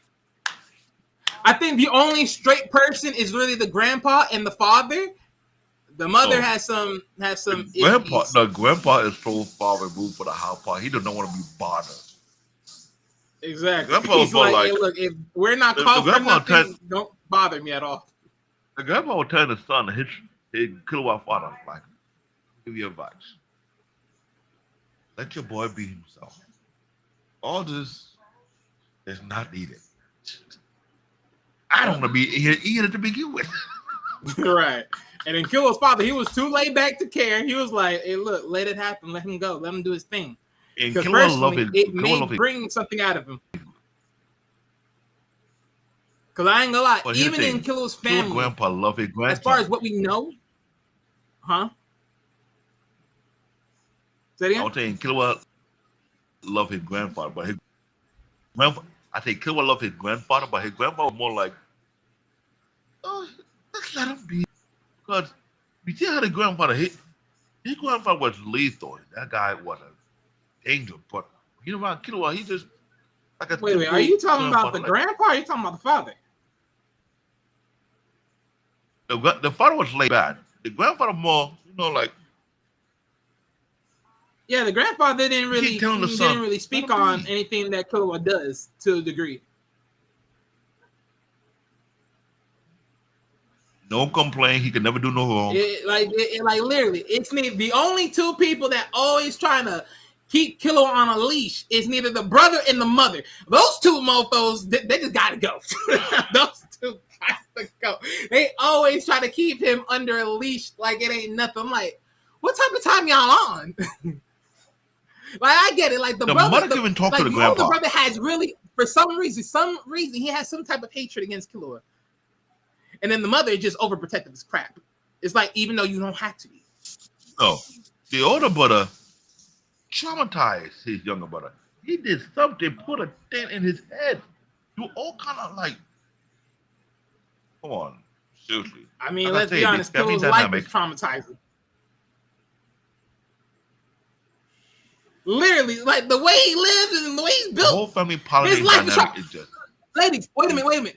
When we understand, like people, like think about this, right? When we understand FBI or agents in general, right? And they know they got to go through a stress test. What person is going to put themselves in a stress test to take electricity? You got to be very way up there because that stress level of taking electricity, then converting it into your own nen abilities. Who's doing that? Ain't no one doing that. Ain't no one going through the stress of getting zapped crazy just to survive and then to show that they can go through it. Nah. Killua built different. Truly, he is built different. That's why I'm saying it was a hard question because I can't compare him with Gon. Gon was like total opposite. What he had to go through. He didn't have all that overriding pressure of family member all up in his business like Killua had. And you have Butler who is not allowed to be close to you because they're close to you. They're that, and see that right there is a different dynamic, but I ain't gonna touch that either. okay then. No. When I say different dynamic, I'll talk about different dynamic in a different sense. But again, I'm not gonna touch on that. But okay, real quick. Let me see if I want to hit another question. And you know what? Yeah, let me hit on this one. Right? Who is the most complex villain in the series, and what makes them so compelling? The most complex villain. Yes. Is it safe to say there are two answers to this one? We don't know who's worse. Again, this is based on your own opinion. Which one you want Well, to Hitsuka, pitch? Hitsuka and Miron. Because Miron was, you would have butchered Tower, now you want to get philosophical all of suddenly, like. Well, let's be honest. When you have a more of a philosophical person that's blind and homeless, and that's literally telling you about life and why they don't want certain things, you somewhat understand why, in a sense. But then again, he's literally being born out of thin air with massive amount of power and no concept of life. So yeah, but for me personally, I wouldn't pick him. And then neither Hizuka. If I would go back to the diagram real quick, I'm going with Trulo. Follow Lucifer. The man Yep. was And let me explain why I say in a lot of senses, this guy was just complex. If you understand the scalability of what this man is capable of, then you know why I choose him. This man literally has a book that can when you talk about being able to swipe and or steal possible skill sets of other people, no, hell no. Where do you get this ability? And who gave you the book? I'm sorry, I need a full back history of who the freak you is and how you're able to do all this. Because there ain't no way in hell you get this broken ability. When he met with, when he fought with both Killua's father and grandfather, he realized that's not gonna work. Yeah, damn right it ain't gonna work. You got two people that's motherfucking crazy and insane, and that can go in range distance. And the grandfather who like, just kill me alone with it, doesn't matter. How your son gonna kill you when you hard to kill to begin with? Hey, you know what they say? If you take one, understand? Can you measure to measure? If you take one, can you measure to defend and invade? Probably not. So take one. The next shot, your life. But again, literally, this guy's character is literally a history beyond history. Plus, I'll even say another reason why it's so compelling is because thanks to Killua, no, not Killua, but Kurapika, right? I know I'm saying these names a little bit wrong and I'm butchering a little bit, but when you think about the compelling backstory between his clan and then what he has in connection to his clan, again, more backstories. Why were you collecting these people's eyes? And I know you mentioned earlier, you say Hunter x Hunter was sort of like, you know, drag them all in a way. Honestly, no. Well, as far as the creator, but to be honest, this anime in reflection, because now there's even clans supposedly. This is in perpetuity to freaking Naruto, and technically Kurapika is pretty much Sasuke in this anime, just without eye vision. Pretty much. Pretty much. Literally, you picked that one for up. some reason, the Uchiha clan eyes were the most prized eyes throughout the whole Naruto series. Which it's funny because you would think going after the whole clan of the Hyuga clan would be the more ideal prize. But here's the problem: the eye transfer cannot be perfect between the blood cells. You can't transfer one of their eyes to over you. It's really complex. It's so complex. There's only one character that they actually shown that actually did it, but they were lucky enough to get it. But notice they don't even have the extra extensive abilities that they're not locked by because they don't have no mark. So only to let you know, they can only go so far. Whereas even if you were to adopt an eye from the Uchiha, at least you can go farther. So yeah. So there's a whole lot. So again, but this guy, there's got to be a whole lot of things. I need more. I need more historical. The manga showed there was far more storyline concerning that particular bloodline and the eye. It was getting. Let's be real. The manga is dark as hell. The anime was getting dark, but it was getting twisted. That's why I'm getting PTSD with the.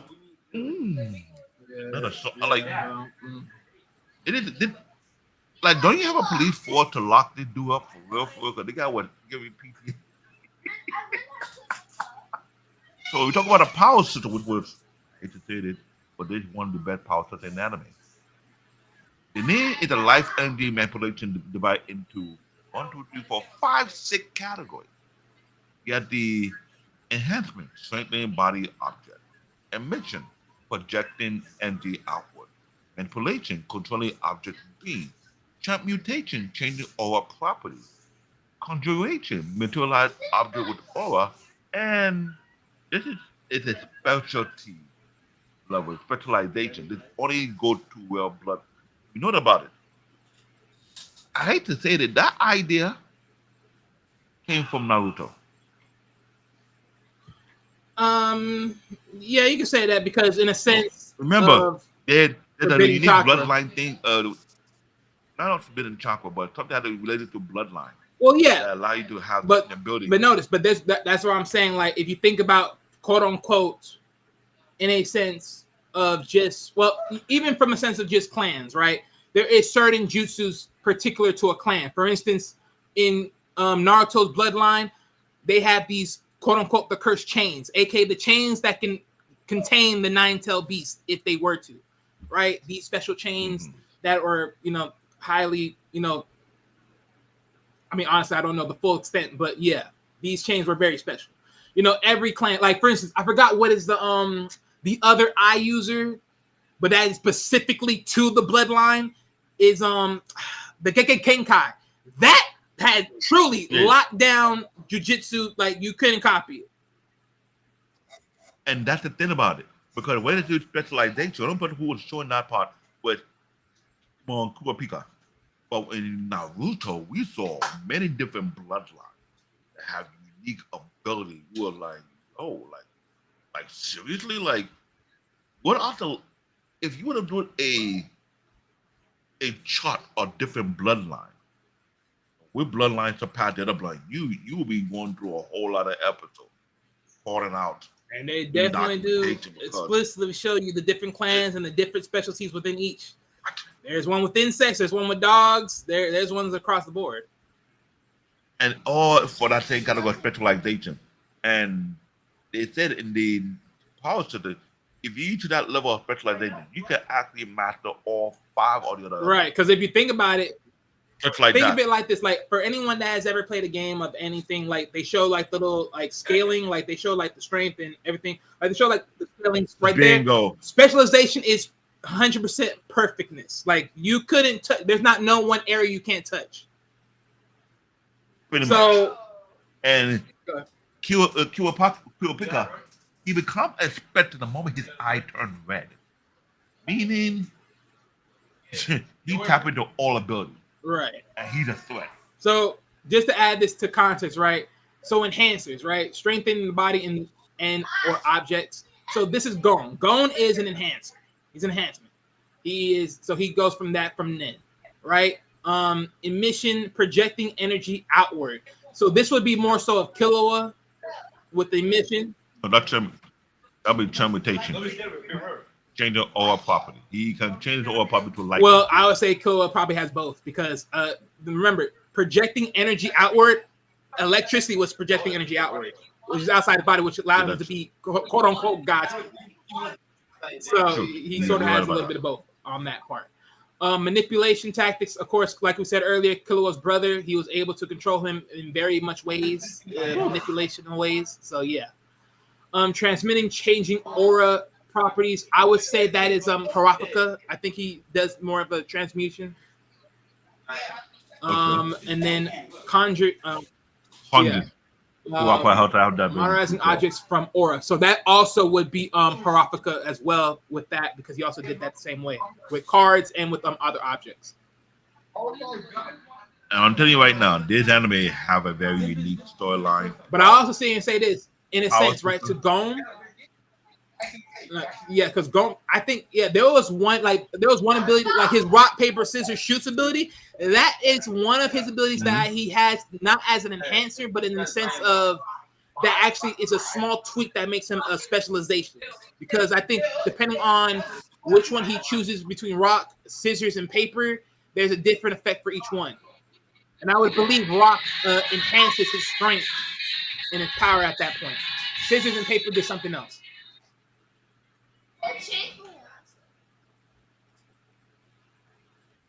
I get that. Now, we have more questions, or we should continue off from here, because here I'm looking at it like this. We can talk this one. Manga. Let's talk this one real quick. Now, here's the thing about the manga versus anime. The series started back in 1999, cover up to Green Island. More atmospheric, darker tone. Darker tone is not a word for that. Then you have to call the Faithful Reboot, that had to be the anime. 2011 series, Faithful Reboot, clean up visual, clean up to the election arc. Okay, clean up to the election arc. Now, one thing I would like to add, because I forgot to add this, the also other depiction between the manga and the anime. Well, overall, one, of course, the manga is continuing, right? The anime is taking a pit stop so far. Two, also in the sense of the animes, the classic version, which is the 1999 version series, actually had a longer set of episodes, whereas 2021 sort of they sort of bridge short and long depending on certain arc series. So yeah, just add that part in Okay, there. so I'll have to look for the auto version. If that's the case, because this anime. Now that we know that, yeah, the new season coming out soon. Okay, but before we go to this one, right? So I do got another question for you. So go ahead. going back to the power system, right? What is your thoughts on the power system of Nen? That's the first part of the question. The way I looked at it, I think that was a very unique, well thought about power system. Whereby it fall into a chart-like system where it show you not only connectability of the power, but it also show you the weakness. You know how which anime had a straightforward anime system. I mean, we can just say, like, for instance, in a sense of Pokemon, right? Just to throw it just real quick, right? Fire is weak to water, water is weak to grass. You know, like there you go, just like that. Just like everyone that. has their own particular weakness depending on who you're facing.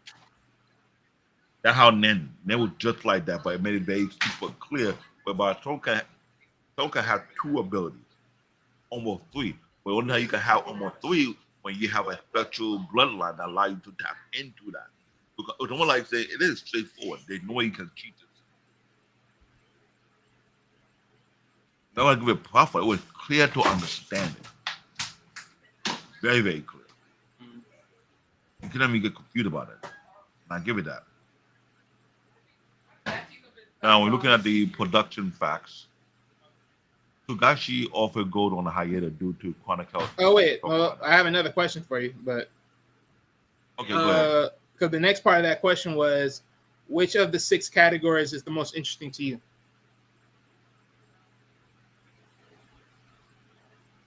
In this case, if you had to embody a particular set of the Nen, what would you take?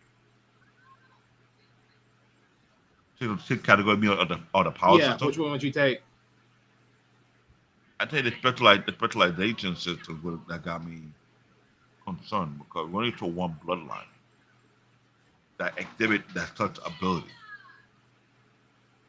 I mean, as far as I know, they really never specifically said it's linked to a bloodline. I mean, you had to be a special character for that, which is why it's so rare. That's why. But in Naruto, that was never a weird thing. Just that certain bloodline in Ninja Clan have some twisted abilities. Right. I mean, for me personally, like reflecting on the Uchiha eye ability versus the Hyuga eye. We'll talk about Hyuga. Hyuga eye, they look like they were blind, but they were not blind. They have visual art level, and they can see the chakra line. But when it comes to the Itachi bloodline, they had a visual uniqueness whereby it could create all type of jitsu or zenjutsu. It was almost like they rival one another. Yeah, I mean, because for the Itachi clan, they were more able to predict movements, which allowed them to invade and also to then even copy movements. But that is not enough in comparable to the Hyuga clan, where you can convey the tribe movements all you want to, but with their touch, it is a wrap because shutting down chakra flow is just. They pretty much can paralyze you and put you out of commission. There you go. And that's what at that point I was looking at because compare that to this one you realize there was more to go. There's so much more about it. I mean, you like to watch when you see the manga was going very, very further away. It was like, wow, that thing flushed out. You got one special. There's another special bloodline out there that we don't know about. That have a very unique way that we like to see how it portrays itself because, like I said, the power system made it extremely unique. When they had that Hunter Tower, not Hunter Tower, the Battle Tower, they go there and compete among themselves. And you see people with all different type of Nen abilities. With ability that you have to question: are they specialists, or they this, or they that? Well, yeah, but I think honestly, because I know they never really specifically, like in depth, said what it takes to be a specialist. But honestly, I would believe for you to be a true form specialist especially in Hunter x Hunter, right? there you would have to have a level of being able to be in every art form in every which way. So in this case, it's like for Gon, as far as just touching just enhancer, I mean, Gon was sort of like, as far as being the main character of the show, he's pretty much nerfed in a sense, as far as just being the main character. But in comparison to someone like Killua that sort of like has two, you can say some other people got two, and maybe even three, is like some people are a little bit more farther than others. So I think when it comes to specialization, you really neither got to be born broken or neither you have to be built different, like incredibly built different. So yeah. So, like I was saying about production facts, I didn't know that he had a bad back, severe back pain. Yeah. That can be what he's sitting on. But we all know we live in the United States of America. We have all type of computer chairs. So I wonder if he have a bad posture when he's doing his artwork, whatever, or his writing. Maybe they didn't spend enough money to buy that type of unique chair, or the chair wasn't invented yet. He's of severe back pain. That was one. Two, Hunter x Hunter is famous for sudden long break in between chapters. Yeah, well, that's what happens when you have a very bad back. A studio company, you should have paid to make sure your guy was better. I'm just saying, take care of the people, and they take care of you. That's true. Now, despite the gap, we've been one of the most critically acclaimed shonen series for a complex writing and subversion of trope. Dude, this draw the masses out. Well thought of plot. Great character creation. Great character building. Unique and very understandable power system in play. You couldn't even go wrong with this. No, you really couldn't. Like literally, I think like if you want to see me saying like what anime had like a perfect setup and build up, I think this is one of them for sure. Like literally, you couldn't really go wrong with this one. But also, just to put it in prospects for anyone that wants to know, I mean, I pretty much, most of you guys already heard my comments from earlier about how I think about the Nen system. I think it's pretty much the perfect power system in anime, period, honestly, with no, secret agenda, in my opinion, because some of y'all be having some secret BS of and failing. No confusion or unnecessary debate literally over impossible. It's literally impossible. And then two, but as far as like the other one, like what category would I have chose if I was in Hunter x Hunter's world frame? So okay, let me get a moment. Let me look at it first. All right. I want to make sure I look at it before I give a moment, guys. Let's see. On another screen. So for me, I would probably go with emission and possibly with a split combo of manipulation. So let me go to why I chose those combos. So first, emission. Just like Killua, when it comes to like elements, fire is like a go-to for me for some reason. I just love fire. Like fire is just one of those crucial things for me. So fire, like being able to have the emission with fire, which again can also be speed, but at a certain limitation, in some form or fashion of just fire bending control. So yeah. And as far as with manipulation, because controlling objects or beings, if I had a way where I can control the mindset and in a sense of building with a sense of fire, I ain't gonna lie, I'm fucking up a lot of heads. Like just the psychosis of thinking you're on fire when reality you're not on fire. It just fucked up. It's so fucked up. Do I say the power level system have a very unique rule to it? Because if you watch the anime, it was laying down the rule why certain ability is what it is. Why you have to train for certain ability, why it had to project itself or choice of a certain way. Its system was straightforward, it was clean cut, but it's also did a level of difficulty to achieve. I respect that. We're almost reaching the 2 hour mark right now, so we get to the last two slides. Yep. The And I key had some theme of final this questions. anime, which is very obvious, friendship and loyalty. That was a huge chunk of the anime.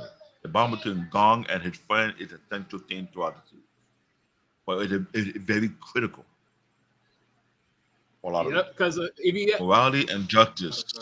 I was gonna say no. Yeah, No, I was let me go gonna back. add this real quick. Friendship. No, when you talk about friendship and loyalty, when I'm saying that, there are times I'm sure people are thinking Killua will betray Gong. Yeah, I mean, yeah, at least like first season, some people would think that in a way, not the case. But I think another thing too, right? When you think about this as far as friendship and loyalty, because I even speak it from Killua's perspective, right? When Killua was pretty much kicked out of the Hunter's exam because he did a lethal blow, in the final Hunting's exam, which you couldn't actually quote unquote kill people, right? He had to retake back the test to at least keep on traveling with Gon. So, him having that enough patience and durability to just go back and run it again, that just goes to show you his durability of his friendship and let alone his loyalty to keep this going and being around him enough to keep on this traveling and his mission. So, yeah. Will you say that Gong was the reason for Killua to be sane mentally? Wait, say it again? Will you say that Gong was the reason why Killua had to remain sane? Like, Gong and Killua In a sense, yes. love each other out. Yeah, you can say Gon It was did invade his... and You can say Gon was his what was that? What's that word? his son. Huh? Gong was his son. Gong was his son. I'm taking that script from Boruto because this particular character say Boruto was his son, while he's like the moon, being the dark. That was the case until Gong lost his pureness and he became something that even Killua was scared. Killua said it himself, like he didn't know Gong can reach a level of that he was fearful. Well, I mean, yeah, you got on that, but Gong unleashed something we don't want to put up. Look, look, if you're talking about what I think you're talking about, look, when he did that, hey, I ain't gonna lie, that right there was the true pick. That was the true biggest moment in this whole anime. Like you would have been like, yo, wait a minute, hold up now. Hold up, because hell no.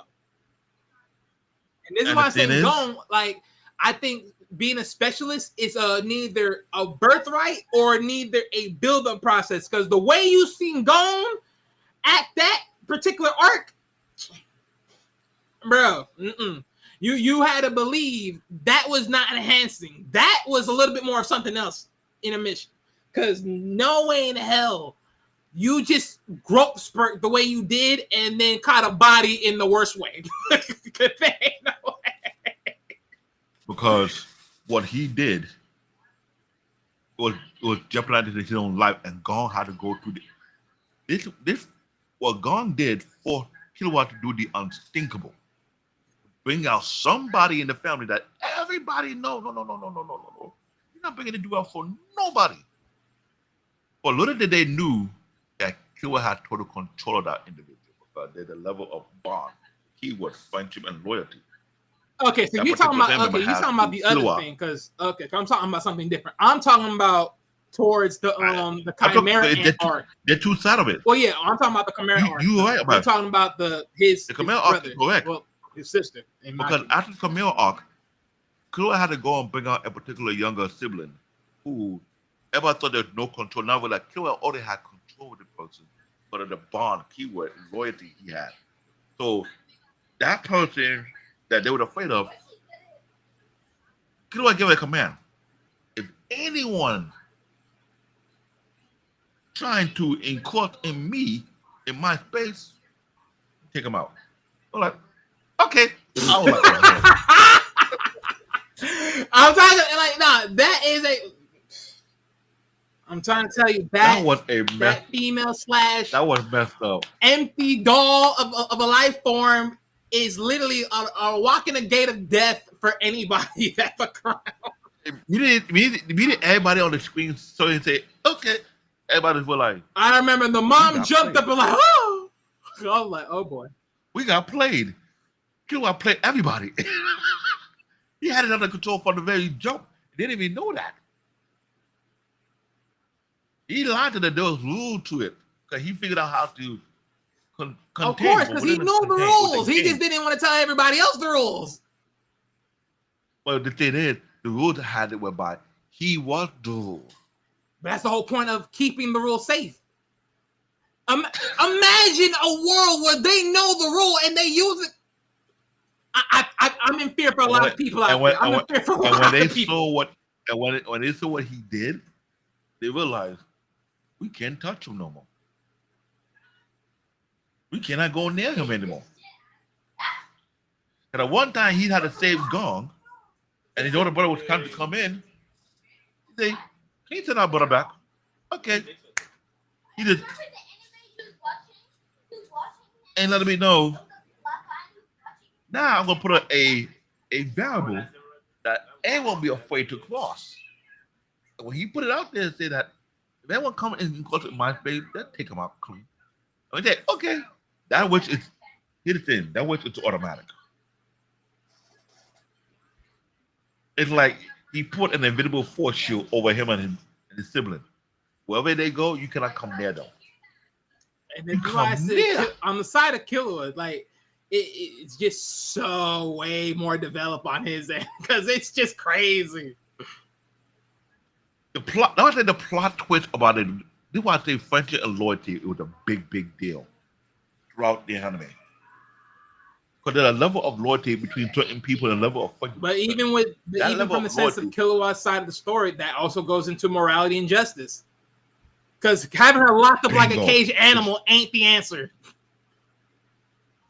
This show explored complex questions about what it means to be complex.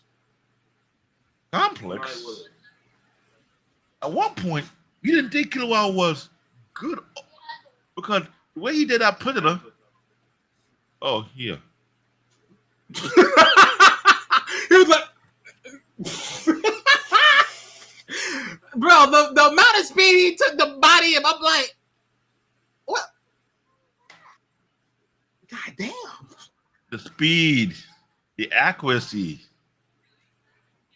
It was throwing I ain't gonna lie. Growth and potential. I hate to say that this animal fully embodied that clear. Growth and potential. If you watch this anime, you will know that there's so many levels of growth that every other character was going through that you will wonder, like, how far would they go with this? Especially when they got to the arc, when they started getting to the video game, that's when that real like growth and like new levels was really getting cooking. Coming of age, Gon journey at the classic coming of age story, and he navigated to a dangerous world, learning about his own identity. You know, that was a deadbeat dad among the rank of deadbeat daddish. Yeah, coming of age, all right. Coming of age. But I think that's the name of the show we'll have one day. Coming of age. The art of being a deadbeat dad.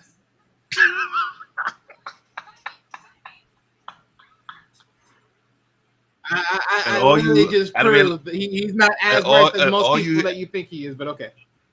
All you anime lover, if you have an idea with anime that you know who the deadbeat dad character, bring it in. So we can start ranking up from SSS level to SS to S to A level to B level. We'll put a ranking system because there's a lot of anime. You can do a lot of topics on based on quality, based on behavior, based on morale, based on. It'll be mad fun because as you get into more and more, I'm just to realize the plot starts to stick out more. I mean, I'll also say this, right? If we do deadbeats, can we also do horrible dads on a side piece? Because let's be honest here. I mean, and the reason why I'm saying is horrible, meaning if you go back and go look at Berserker, yes, I'm gonna sit there right there. Because boy, we got to go back to that one. We got to go back to that one. I'm just saying, when it comes to horrible fathers, or in this case, adoptive fathers, yeah, prick. Ooh, but I say Berserk is beyond dark, the darkest anime out there. I don't think no anime can beat And if you think I'm lying, and you have an anime that's darker than Berserker, then come to the channel. Let us know. We'll do a show. Which are the darkest anime out there without putting comparison, because Wally and I, we both agree. We ain't touching this. Like Anti-Emma, you can't touch this. Berserk took the crown. Clean. Conclusion: while Hunter x Hunter felt like it reached a conclusion, did not reach a conclusion. The story is still actually still ongoing on the manga side. The 2011 anime adaptation conclude with the 13th Hunter Chairman election arc. In its finale, Gon finally achieved his long-held goal of meeting his father, Ging fetus. A meeting on the top of the world tree, which was cool. I like that scene. So it's like a powerful and emotional capstone to Gon's journey, bringing his primary quest to the satisfying close.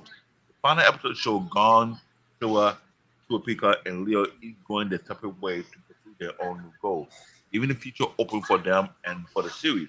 While this is the end of the MAC, which is not, the manga continues the story with a dark continent expedition arc, which explore a vast, dangerous new continent and introduce many new characters and plot lines. I don't think it ended. It was more of the hiatus because one, the creator himself was severe back pain. Man, I don't remember when I have that. Right. Or if you're a man with severe back pain, you're not much. You're more like you're a cripple. You can't really enjoy Again, certain feature of being a someone man. need to help him get an experienced chiropractor, because can't keep having this shit. Reconnect bone structure, something. We'll talk. Yeah. So while we are here at the end of the road, what is the schedule? Oh well, before we touch on the For the rest of schedule, the week. we got a little bit more. We got a little bit more questions. I got a few less questions, and we're out the door. So Oh, okay, we got more questions. yeah, we got a little We're bit more digging in so questions. We got a much little in bit this. more, and we're gonna be out here. So real quick. Okay. So what was the most interesting part of the hunting exams, in your opinion, in the anime?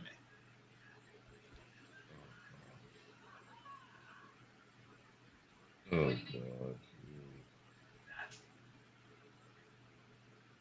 There was so much contradiction of the exam. I'm not gonna. The part that was in that one tower thing on top, and they put to go down to the basement, down to the ground floor. You couldn't go and take a shortcut and jump down, knowing that what we're waiting for you will wipe you out clean, right? Mm-hmm. Here the screw up part about it. Would have done that. You would have hit the ground floor quicker than everybody else because they did what the sickest of the sickest assassins. If you would have jumped down, all those so-called bird, whatever you want to call it, it would have been done in. And all you had to do is lay somewhere and wait for everybody to come downstairs. But he chose to go along with Gong. He went like a walking cheat for the exam. That was one part of that aspect of that. The other part, whereby they had to go kill some animal and make some kind of food. I'm like,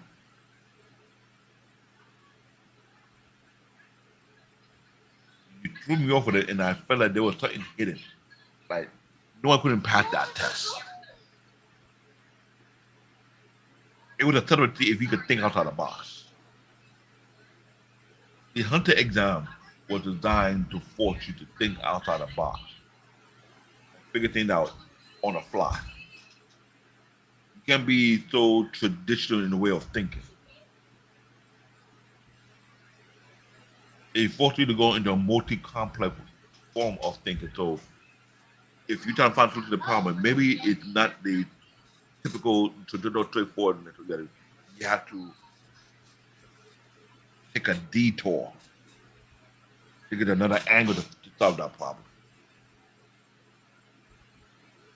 So that and the tower challenge, it threw me off. I was like, And you have to fight against prisoners. Then we win the battle. They add on to their penalty, and they win the battle. They reduce their life. I'm like, dude, what are you doing?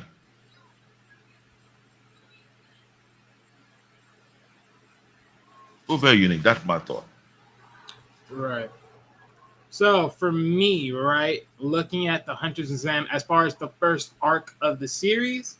Mm-hmm. So what was the interesting thing for me? So first and foremost was just the quick an anomaly of the rogue gallery that was coming in, as far as the characters coming in, just looking at it and seeing who were the top candidates. That was one of the many few things, because of course it led to a lot of interesting development as far as characters at the earliest convenience for where they were at the earliest times as far as skill set of what they had. Just overall also was just like a more building fact of understanding each of these characters and who they were, because like of course knowing who these characters are, knowing where they come from, how are these people like eventually will be important or could be extremely important to the anime. It was very interesting. So like for instance, Leorio.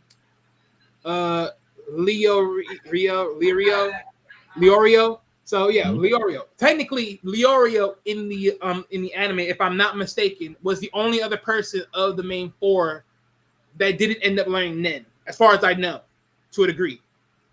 And funny enough, if he were to, I would believe if he did were to learn Nen, there'll be some form of, I wouldn't what it would be like, if not manipulation, I think it would be something else. Something of that. Wait. If not, hold on, let me see. If it's not manipulation, it's probably transmissions. Yeah, transmissionation, or neither conjuration. What the freak? I'm going on. Oh my god. Conjuration, yeah. Conjuration, yeah. I'm sorry, ladies and gentlemen. Add a long one. But yeah, you talk about the exam. I'm telling you, the exam was a twisted wheel of. No, I'm talking about exam, but I'm just saying, like, just from the point, like, just learning that character and then knowing that character stopped, like, in a moment, it was like, well, just imagine, like, how far would he go? So I'm thinking, like, just looking at that, because funny enough, right, Leorio was actually one of the many candidates, especially enough a popular candidate to replace the former head of the Hunters Association, which is interesting because he hasn't learned Nen, supposedly. So how do you put someone like that in head? Like, it's just crazy. But that was really actually funny, because it was actually funny because it was popular. But again, they do talk about his character as far as, leadership and everything else. So again, I don't knock it. It's just very interesting how they just, how they sort of just cut him off like towards the second series, like the second arc, and it's like there's like, okay, his character sort of stops a little bit, and then it repops back up. So it was just a little bit off. Since he was an inspired doctor, yet you have a briefcase. I don't know what you're doing. I don't know. But maybe, like I said, it was just setting up very interesting. Or maybe the video like of his power wasn't going to show up till later on, because he was more of a late bloomer. Yeah, it definitely definitely his character, just certain people's characters, just understand certain characters in that timing, which is very interesting. But it was sort of sad because it's like the moment you saw those characters, that was pretty much the end of most of those characters at the beginning. Because it's like, wait a minute, that's it? Like, we don't see those characters again, other than a few of them? I'm like, the problem is, they was on a huge hiatus because they created backwards. I don't know what let me not throw shade to him. I want to show that he blew out his back from bad feeding partial, or he brought it back from doing way too much at night. Right. So I also sit here and ask you this next question coming up, right? Do you think that the Chimera Ant arc is the best in the series? Why and why not? Why or why not? I hate to say it would be unfair to say they're the best, because what we're seeing right now, we haven't ventured deep enough into it. Well, as far as the best that we've seen as far as the anime series. So far, yes. But they present a continent level threat if they want to be break out and do what they're supposed to do. But it took over a nation. And they were using people to harvest, to recruit, or rebuild their army. A lot of things that you were watching that in that arc, it would make you like sick. Imagine someone getting reborn at the end. You somehow have a strong will that you kept your memory. Mm-hmm. So but you can't change back. Right. So With give a me a twist. moment. Hold on. Give me a moment. So for me, right, if I had to choose, just speaking on the arc alone, it is one of the best arcs for sure. I think it was the highest climactic point arc because of the level of danger this literally presented and the instant, like the high level battle that it took. This was for sure like one of the best ones, like at the top pillar. But now let me flip it to this. What arc is the best landing position for any newcomer that's trying to get into Hunter x Hunter, I should say?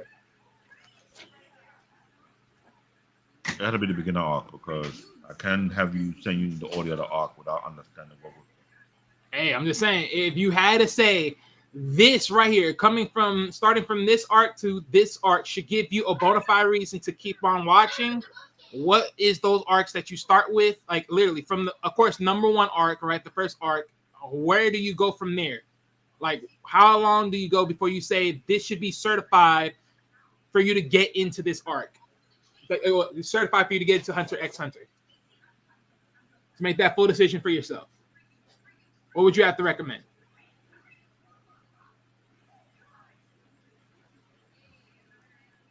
The damn arc will throw you into a loophole. You know what I'm saying? That you have people who are the ball busters in the first round of them. And one particular character, his job was to do all the rookie dirty. Hey, Troy, are you thirsty? Yeah. Waiting. Gonna do the whole that thing. Can I have two more? Yeah, okay. That was like he got found out already. He didn't know he got found out. And then Killua was like, oh yeah, let me let you know. This don't work on me. It's cool. It's easy on me. I've done worse than this. There was a guy who don't pass the exam. All he do is bust people's balls. Trying to do people dirty. And the exam, yes, you can lose your life. So that arc right there, it will get you interested to see why this anime twisted. So you say that it only takes the first arc, and that should be the standard to keep on going if you choose to make that decision on your own, right? That's what you're going with? That's what I'm going with. I had to think about it hard. I had to think about it hard because I was looking at beside the beginner arc, the damn arc was just straight brutal. I was like, all right.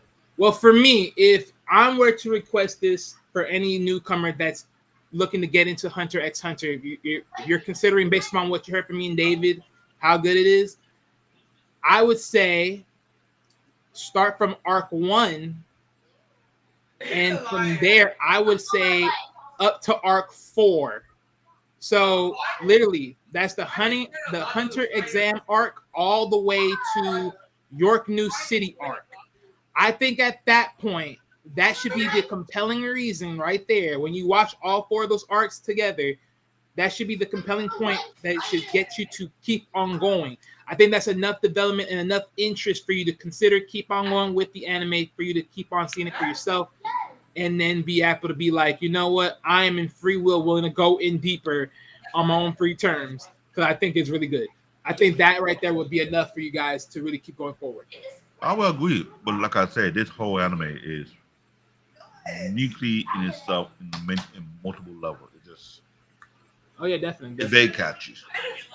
Any more questions? Oh no, that is all the questions. So real quick, let's call out the show and we're gonna get out of here.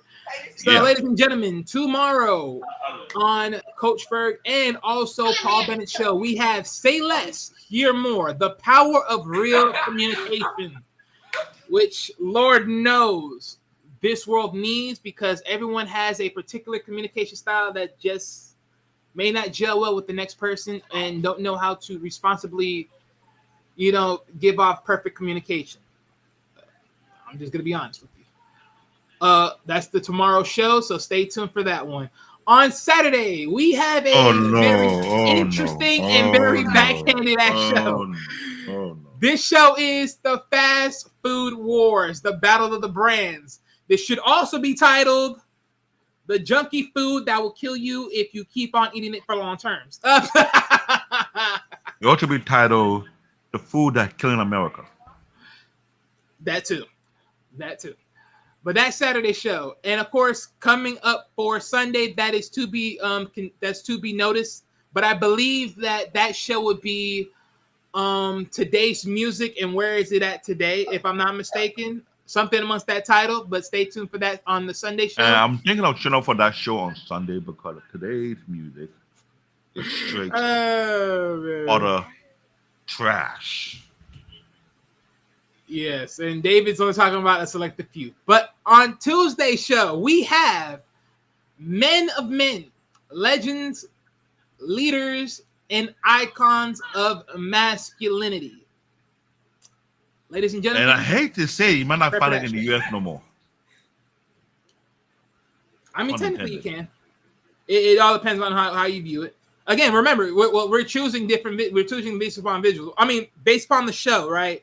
Legends, leaders, icons, masculinity. If you tell me today, right? I know a lot of people say whatever they want to say, but honestly, if you watch the Fresh Prince of Bel-Air, at least from me and Dave's perspective, for those that watch it, right? Uncle Phil, the true art of masculinity, icon figure of masculinity, perfect representation, right? If you wish to go in. There's many other names of it. Many people you can think of that matches the figure of masculinity. For instance, John Wick, a true form of masculinity from a silent but deadly standpoint. Like, hey, I'm a guy that has literally just went through some very bad times. Do not poke me, please and thank you. I am someone that doesn't want to be bothered. Do not bring back the boogeyman out of retirement. Enough said. Okay, right? There is a lot of ways you can look at it. I don't know how the show's gonna be premised by Sparta for sure, but there's many ways to look at it. In most cases, mostly our fathers. You would say is the standard of masculinity in your life. You know what I'm saying? However you want to look at it.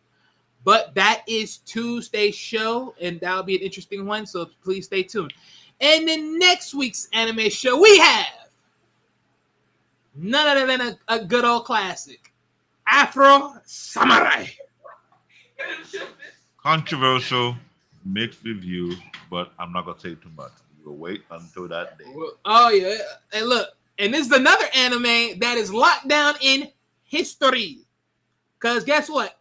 Not all Japanese were all just yellow skinned, as we would technically on a technical term. Because there's another anime that is, I won't say rival to it, but it's historical. Yeah, there's a lot of historical background. He came from the motherland, aka. If you put the work in, there's a lot of historicals back to this. A lot of historicals. But those are it. That is it. Canadian Moore, you got anything else left to say? Not much. Then let's get this show off the road because I got a lot of knucklehead I need to twist behind closed doors. Apparently, because they just love to cause racket in the background. I know about it. And for me, ladies and gentlemen, I hope you enjoyed today's anime show. Again, I know we have these tittery-totters of back and forth in the comment sections. Just understand, this is a quote-unquote... Look, this is a show meant for war, okay? Let's just call it for what it is. It's a show meant for war. I want the smoke. I want the smoke, goddamn. And here's the thing. That's why we call it anime unlock. To make it clear, there's no anime that is safe. If your anime is good, we will talk about it. your anime is controversial, we will speak about it. If your anime is trash, we will roast your ass about it. We call And it, trust me, there's a lot of roasting in anime. Don't even come here saying we're going too far. Because let's be honest, there's a lot of people on social media that be saying some things. I be like, yo. Hold on. We going too far? You show me some clip with some doofy ass person has some reviews. I'm trying to tell you, anime. hey, Big Self, at least it's trying to be fair. They ordered that he poppy, and he didn't have no other. Like, what do you mean going too far? You serious? Oh, at least we try to be a little bit fair with the continuity. We'll get to an era in this show. No, we'll get to the era of this show. We start showing these short clips of people comment, and we'll start destroying. Sorry, I don't do cigars. I'm good on those. Thank you very much. So we will start doing that going forward. Because let's be real, they have been speaking some BS about who should be the big three, who should be the emperor. If this anime, I'm like, I'm sorry, Japanese anime is not for dumbed down Americans. You don't have an IQ to understand things. Okay, look, I'm not calling no one dumb. I'm saying everyone got their position. The only thing is, you better have a strong one because again, I hear this nowadays. I'm hearing a lot of people saying a lot of things about certain part of animes, especially like in the later 2000s. And you keep showing them to me. And I'm like, bruh. You keep showing them to me. And I'm looking at them like. I know someone ripped Bleach. Like, I'm like, then I'm saying again, why is it a part of the big three if it's so that bad? Or at least one of the worst ones if you had to put it in order. But. Like I said, bring the heat. I'm ditching the pain. Oh, this shit gonna be funny. This is funny. So this is TBN Tech Talk, aka Black David, aka Bear Paw, and my co-host Wally, aka the petty a-hole. He is petty. I will be getting petty. And the thing is, I'm being petty with actual facts. He the debater. If you think you can debate him because of anime, don't bring it. I'm more than have that dance with you based upon the animes. I'm more than have the dance because honestly, this is the fun part, bro. This is the fun part about animes. You get to get a nice little, you throw a little punches through the bags of the animes, but you know what? You still love it at the end of the day. I'm depending on some of them. You know what I'm saying? Some of them may get that love. Weeks from now, I'm giving my cohort a project. So I watch at least a couple of episodes of One Piece. We need to talk about look, that. I'm gonna definitely watch One Piece. I'm gonna definitely watch because I know Mandrel. If you hear this, Mandrel, you want me to invite you over? I know Mandrel want to come on to this show about One Piece. Mandrel is I'm gonna be perfectly fair. I'm not gonna make because I ain't gonna lie. I saw a person that made a comment about One Piece, and I was like, yo, I was like, hey, there ain't no way. I'm like, damn, they said that. I'm like, and here's the thing. But you know what? I can't make that comment because I haven't watched it yet. I haven't induced it. So, hey. And that shorty or that clip that you showed me about if anime have over 800 episodes, it's not that good. I'm sorry, it's not my fault you drop out of history class. Suck. The only history you know is how many drugs you changed out after you met how many dudes. I'm throwing out low blow. Like, hey, I say it like this: if you combine all of if you combine all of Dragon Ball and pretty much say, okay, between Dragon Ball Z, then Super, I mean, do we really needed to go this far just to sell Dragon Ball any more further than what it is when we already know this is what it's always going to keep on being and recycle? It's like, oh, put other people in front, get them beat, main person gets in there, do the rest of the job. It's like, okay. I'm like, literally, people will literally trash it by saying how much light bulb, how much characters does it take to screw in a light bulb within the Dragon Ball Z saga? I mean, the whole Dragon Ball Z It was just crazy. No, it is. They're used to the dumbed down cartoon watching in the United States. They want to compare it with the anime. That's why. I mean, hey, don't do that. Don't do that to people. Don't do that to people. People Hey, still love Pokemon out there, man. Yeah, but Pokemon not an American cartoon. It's Japanese animation. No. Notice what I'm saying. No, notice what I'm saying. No, what I'm saying is, well, you said American, but I'm just saying in general. But I'm saying you're saying a lot of people like a lot of dumbed down cartoons. I mean, well, cartoons, but I'm just gonna say a lot of dumbed down shows. But my thing is, when you think about it, I even can go the same way. How much series do we really need to watch? Ash go through many different areas to try to be a champion, knowing, especially, I ain't gonna lie, Hoenn. Like literally the third season, I ain't gonna lie, that was literally the most nerfed moment within Ash's whole career as a Pokemon trainer. And I think we did talk about You cannot Pokemon. tell me you're gonna get him bodied by someone that has legendaries. Like, what type of shit is this? And we talked about this show before in the past. We did talk about, I think, with the rivalry between Pokemon and Digimon in that sense, but. And for anyone's, yes, I do know that they did in the Pokemon Advance, yes, they did redeem him when he beat you know who with the Reggie Steels and Reggie Ice and all. I know that, but let's be honest. Right, don't get me wrong. Battle Frontier is a higher standard than just, you know, Pokemon Champion. But let's be honest. Why does he keep pushing to be Pokemon Master then? I guess Pokemon Master is better than being a Battle Frontier guy. Supposedly. You tell me, where's the level cap in that show? Because Battle Frontier, I think that's over for me. If I win that, who else is beating me? And you wonder why I picked Digimon over Pokemon? Oh no, don't get me wrong. I picked Digimon too, but I'm just saying, like, when you think about the logic behind that, that's why I'll sort of say as a slight dig, like, technically Pokemon did a long range too, and the thing is, it could have easily stopped that Battle Frontier. Hold on. The timeout. Now that you didn't bring it to my attention, how many episodes Pokemon had? This is what I'm talking about. Let me look. I don't know. If you have some dumb bimbo talk about, if you have over 800, well, y'all dumb bimbo will buy all the plucky toy of Pokemon. Oh, I love Pokemon. Man, lost me with that. Oh, no, this shit crazy, though. Now you got me triggered. Now we will have another show about episodes when it is too much or when it's contradictory. Because now, let's end this show before I get worked up because we already passed our. Hold on. I want to actually hit the number on this. How many episodes does Pokemon have? Hold on. Please. So, if we're just talking about just Ash, like just Ash alone, the first 25 seasons.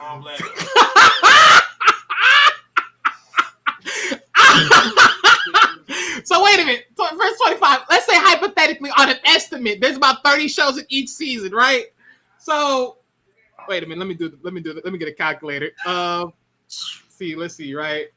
25 seasons, about 30 episodes apiece. That's about 750 just on a gamble, right? Approximately 750. So how many episodes are they in Pokemon altogether right now? Oh, probably about reaching almost close to 1,000 if you put it all together. And they want to talk shit about all the other anime that have. That's why I throw the counter dig. Like, I mean, hey, look, because again, in my honest opinion, you want to talk about high point. I mean, Battle Frontier to me was a high point. So again, I mean, Pokemon Master, Battle Frontiers, the level of competition. I mean, I'm just saying. Let me be shady right. Let me be right shady right here. You was in junior high school when you first saw Pokemon. You graduated from high school watching Pokemon.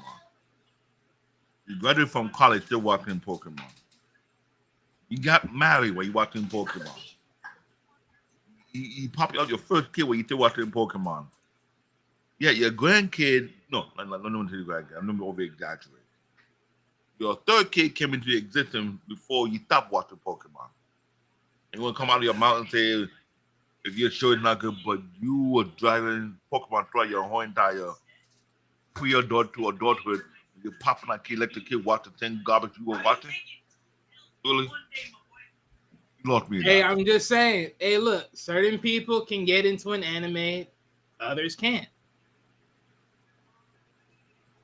Let it be. Let it be. Because at the end of the damn day, you, sir, you still can't get into none other than Sailor Moon still. So, hey, look, I can't still get into One Piece. So, yeah, don't be mad. I know. Sue me. Yeah, soon. Yeah, okay, yeah. I can't wait until you tell me the first episode you watch. I can't wait until you tell me. Anyway, they did Black David, aka TVN Tech, they did Wally. We're getting too far right now. Mr. Petty Pimp. Yeah, he petty. So if you want to join, I'm putting an invitation. Hey, look, I'm petty for comedy. That's all it is. I'm petty for comedy. Nonetheless, you want to join our team? Have any type of interesting conversation on this panel? Please reach out to us.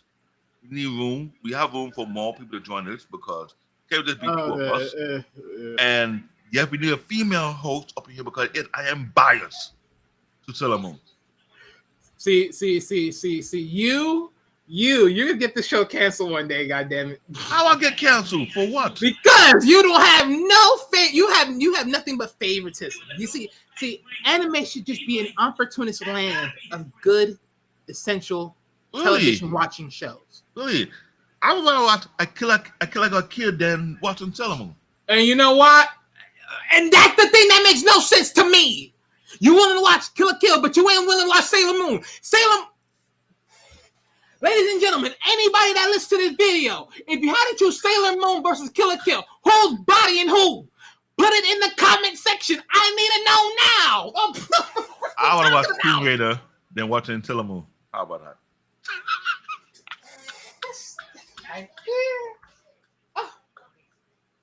This is a disgrace. You're such a disgrace. You're such a disgrace.